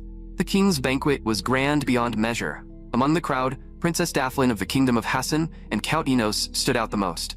Their appearance immediately stirred a wave of commotion throughout the noble circle. The name Enos set off alarm bells in Mu's mind. He was the very man mentioned in the intelligence reports, the legendary top-tier sword saint. As Mu looked at him, a faint sense of fated danger rose in his heart. In the next moment, the king made a grand entrance with the two princesses at his side. The sight left Schiller stunned. So the woman who had been following Mu the whole time was actually a princess of the Kingdom of Drake. At the same time, Ash picked up on it too. One glance through the crowd was all it took for her to spot Mu standing right beside Schiller. Seeing how close they were, jealousy exploded in her chest. Why is this woman here? Weren't they supposed to send Gaia's eldest princess? The banquet officially began, and envoys and nobles from every nation stepped forward to offer birthday wishes to the king. King Malova delivered a passionate speech and declared that the celebration had reached its high point. Next came the part everyone had been waiting for most, the presentation of gifts. Duke wasted no time and stepped up first with a grand offering. It was a defensive ring that could nullify every offensive spell below the fourth circle. Beaming with pride, the Duke said, "Your Majesty, I hope this ring will protect you at all times." The second the ring appeared, the entire hall broke into stunned gasps. An artifact infused with high-level magic like that was a priceless treasure money alone couldn't buy. The king looked at it with obvious satisfaction. "Thank you, Duke. This gift is truly far too valuable." After that showstopper, every gift presented by the nobles after him looked completely dull by comparison. Because Mu's status was special, he had been arranged to appear last as the finale. When his turn came, he had several bundles of frost ogre hide carried in, all taken from monsters he had hunted himself. Off to the side, Duke sneered with contempt. Beast hide as a birthday gift? What a backwater peasant. No class at all. But under the scornful eyes around him, Mu remained perfectly calm. "Your Majesty, the hides alone would indeed be a little thin as a gift. I prepared something else as well." That line instantly hooked not only the king, but both princesses too. A servant opened the chest, revealing 3 eggs that looked utterly ordinary. Mu introduced them without the slightest rush. "These are monster eggs." Duke blew up on the spot. "Outrageous. You dare bring some random wild eggs before His Majesty? Are you insulting the royal family?" He barked the order immediately. "Guards, drag this madman out." Everyone stop. The king's furious shout froze the entire hall. But even the king's face had darkened. "Baron Blizzard, you owe me a proper explanation." Surrounded by doubt from every side, Mu answered calmly, "Your Majesty, these are no ordinary eggs. They are Northern Frost Wyvern eggs." The moment those words landed, both the king and Duke went stiff with shock. Their eyes nearly bulged out of their heads. Northern Frost Wyverns were aerial overlords twice the size of ordinary wyverns. They were violently savage by nature. Forget stealing their eggs. Even approaching one of their nests was practically a death sentence. If such beasts could be tamed, the kingdom's air power would rise to an earth-shattering new level. Staring at the 3 eggs, the king unconsciously swallowed. He looked at Mu in disbelief. "Baron, I understand the value of this gift. But you know as well as I do, successfully taming a frost wyvern is 10 times harder than stealing the eggs in the first place." Mu gave a small nod, his tone as calm as ever. "Your Majesty is absolutely right. Raising them is indeed difficult." Then, in the next second, he put 2 fingers in his mouth and let out a sharp whistle. Mu called out loudly, "Lily, The instant the word left his mouth, a massive frost wyvern slammed into view outside the window and unleashed a deafening roar. The hall fell dead silent. Mu continued. I raised this one from infancy. The method is simple, and I'll teach it without holding anything back. When a hatchling first breaks out of the shell, it will absolutely imprint on the first face it sees.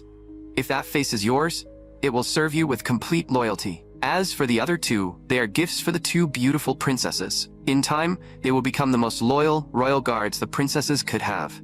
The king was trembling with excitement. Mu had not only prepared one for him, he had prepared gifts for both his daughters too. That level of thoughtfulness hit perfectly. The king burst into laughter. Baron Blizzard, this is the greatest gift I have ever received in my life. Thank you. Off to the side, Ash finally relaxed and smiled in relief.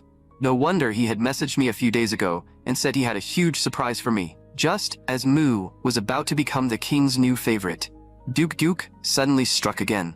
Your Majesty, I have an urgent matter to report. Just 2 days ago, Baron Blizzard brazenly sent troops to attack Viscount Ross's territory. In other words, he launched a territorial war without reporting it to the crown first. The Duke's voice rang through the hall as he pushed to condemn Mu on the spot. This lawless brute ignores the kingdom's authority and builds military power for himself. Your Majesty, he must be punished immediately. The hall went completely silent. No one even dared to breathe too loudly. The king frowned and fell into thought. If this was true, then it was indeed a grave offense, and a very troublesome one. Just as the atmosphere froze solid, Mu suddenly looked at the king and asked a question instead. Your Majesty, slave trading is illegal in the Kingdom of Drake, correct? He pulled a parchment scroll from his robes and tossed it forward. This is Viscount Ross's slave trade ledger. He had the audacity to abduct lawful civilians from my territory and sell them in the black market like livestock. Mu's eyes turned cold, and his voice thundered through the hall. Tell me this. What lord could swallow that humiliation while his own people are being sold as slaves? Cold sweat instantly ran down Duke's back. Inwardly, he was cursing Ross like mad.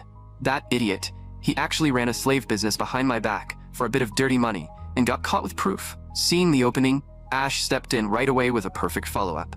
According to kingdom law, when a lord is dealing with a criminal who has committed an offense that serious, they have the right to skip the reporting process and immediately launch a just territorial war. She blinked playfully at the king. Father, I'm remembering that correctly, right? The king cleared his throat behind his hand and seized the chance at once. If the war was fought to rescue civilians, then it was fully justified. Then the king made his ruling on the spot. I hereby declare that Tot City will officially be incorporated into Corellian territory, effective immediately. Duke Tartan immediately added fuel to the moment. Your Majesty, since Baron Blizzard has expanded his lands, shouldn't his title be raised as well? The king understood exactly where this was going and laughed. Well said. Baron Blizzard, step forward. Mu walked up and dropped to one knee. The king personally draped the ogre hide over Mu's shoulders. From this moment on, you are Viscount Blizzard. A double celebration today. Drink and rejoice. The entire hall erupted in cheers. Only Duke stood there with a dark face, grinding his teeth in rage. He glared at Mu with venom in his eyes. Just wait. One day, I'll drag you off that seat and smash you into the dirt. With that, he stormed off in a sweep of his sleeve. And yet, no one noticed that in a dim corner of the hall, a man had been silently watching everything unfold. After the banquet, Mu stepped out alone into the corridor, letting the night wind wash over him. He had to admit, tonight's non-stop winds felt damn good. His rank had risen, his land had expanded, and it looked like he had taken another step closer to Ash. Just then, the door behind him suddenly opened. The one who stepped out was none other than Count Enos of the Kingdom of Hassan. Enos wasted no words and got right to the point. So I finally found you, Shumude. Mu's heart jolted. The man had just spoken flawless Central Plains Chinese. Enos swung the door shut behind him, sealing off the escape route completely. Shui Mude, you slaughtered my Huashan sect. I've been searching for you for a very, very long time to settle that blood debt. Murderous intent exploded in Enos's eyes. As he spoke, he slowly drew the sword at his waist. In an instant, a rich plum blossom fragrance spread through the corridor. The second Mu caught that familiar scent. Every nerve in his body tightened. No mistake. This guy had to be the final disciple that Master Jingfeng of the Huashan sect kept muttering about before he died.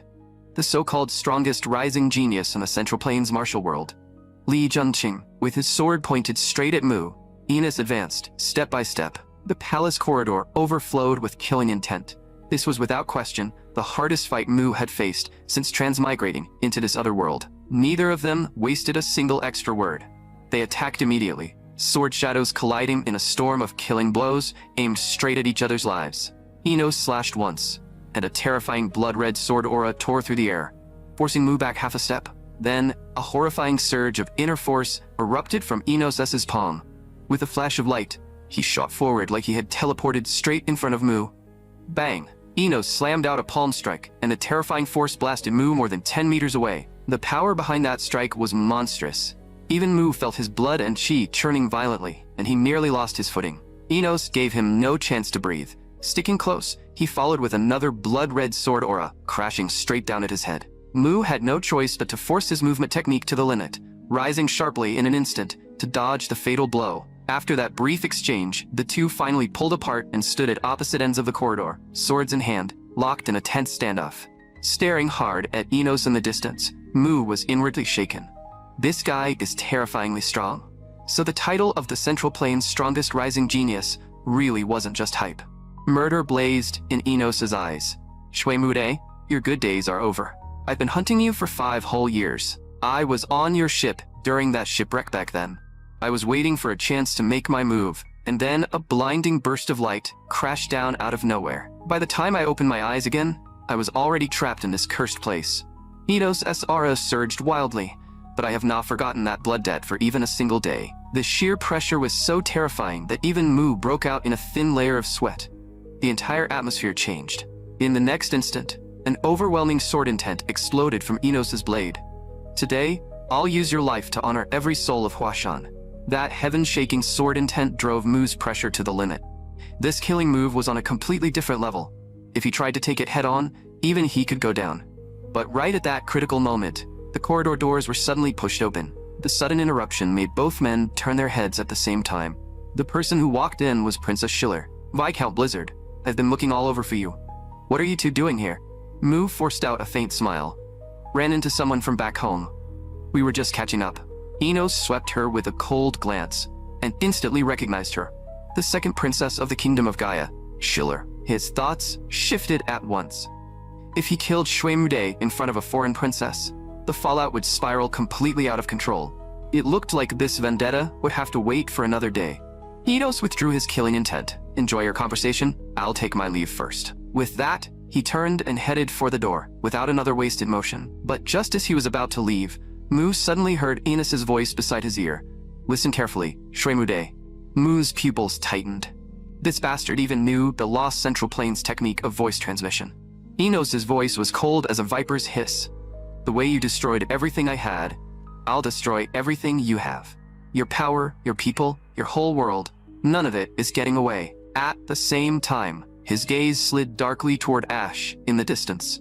And the first one I'll start with is that Drake princess who can't stop looking at you. The moment he heard that, Mu's killing intent exploded. You animal.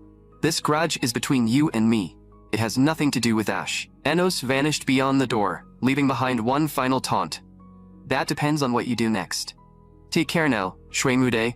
That naked death threat made Mu, who had never feared heaven or earth, feel real panic for the first time. And right then, Schiller was still trying to force a conversation. You and Count Enos seem to be having quite the deep talk. Mu had no patience left for this. I've got urgent business. I'm leaving. The moment he stepped forward, Schiller suddenly grabbed the edge of his clothes. Mu turned back, visibly annoyed. What now? Schiller hesitated, showing an unusually shy side of herself. It's nothing that important. I just wasn't sure how to say it. But in the very next breath, she put her princess pride back on. I came to find you myself, and you just turn your back and walk away? Do you have any manners at all? Mu looked at her coldly. Princess, you should be busy right now.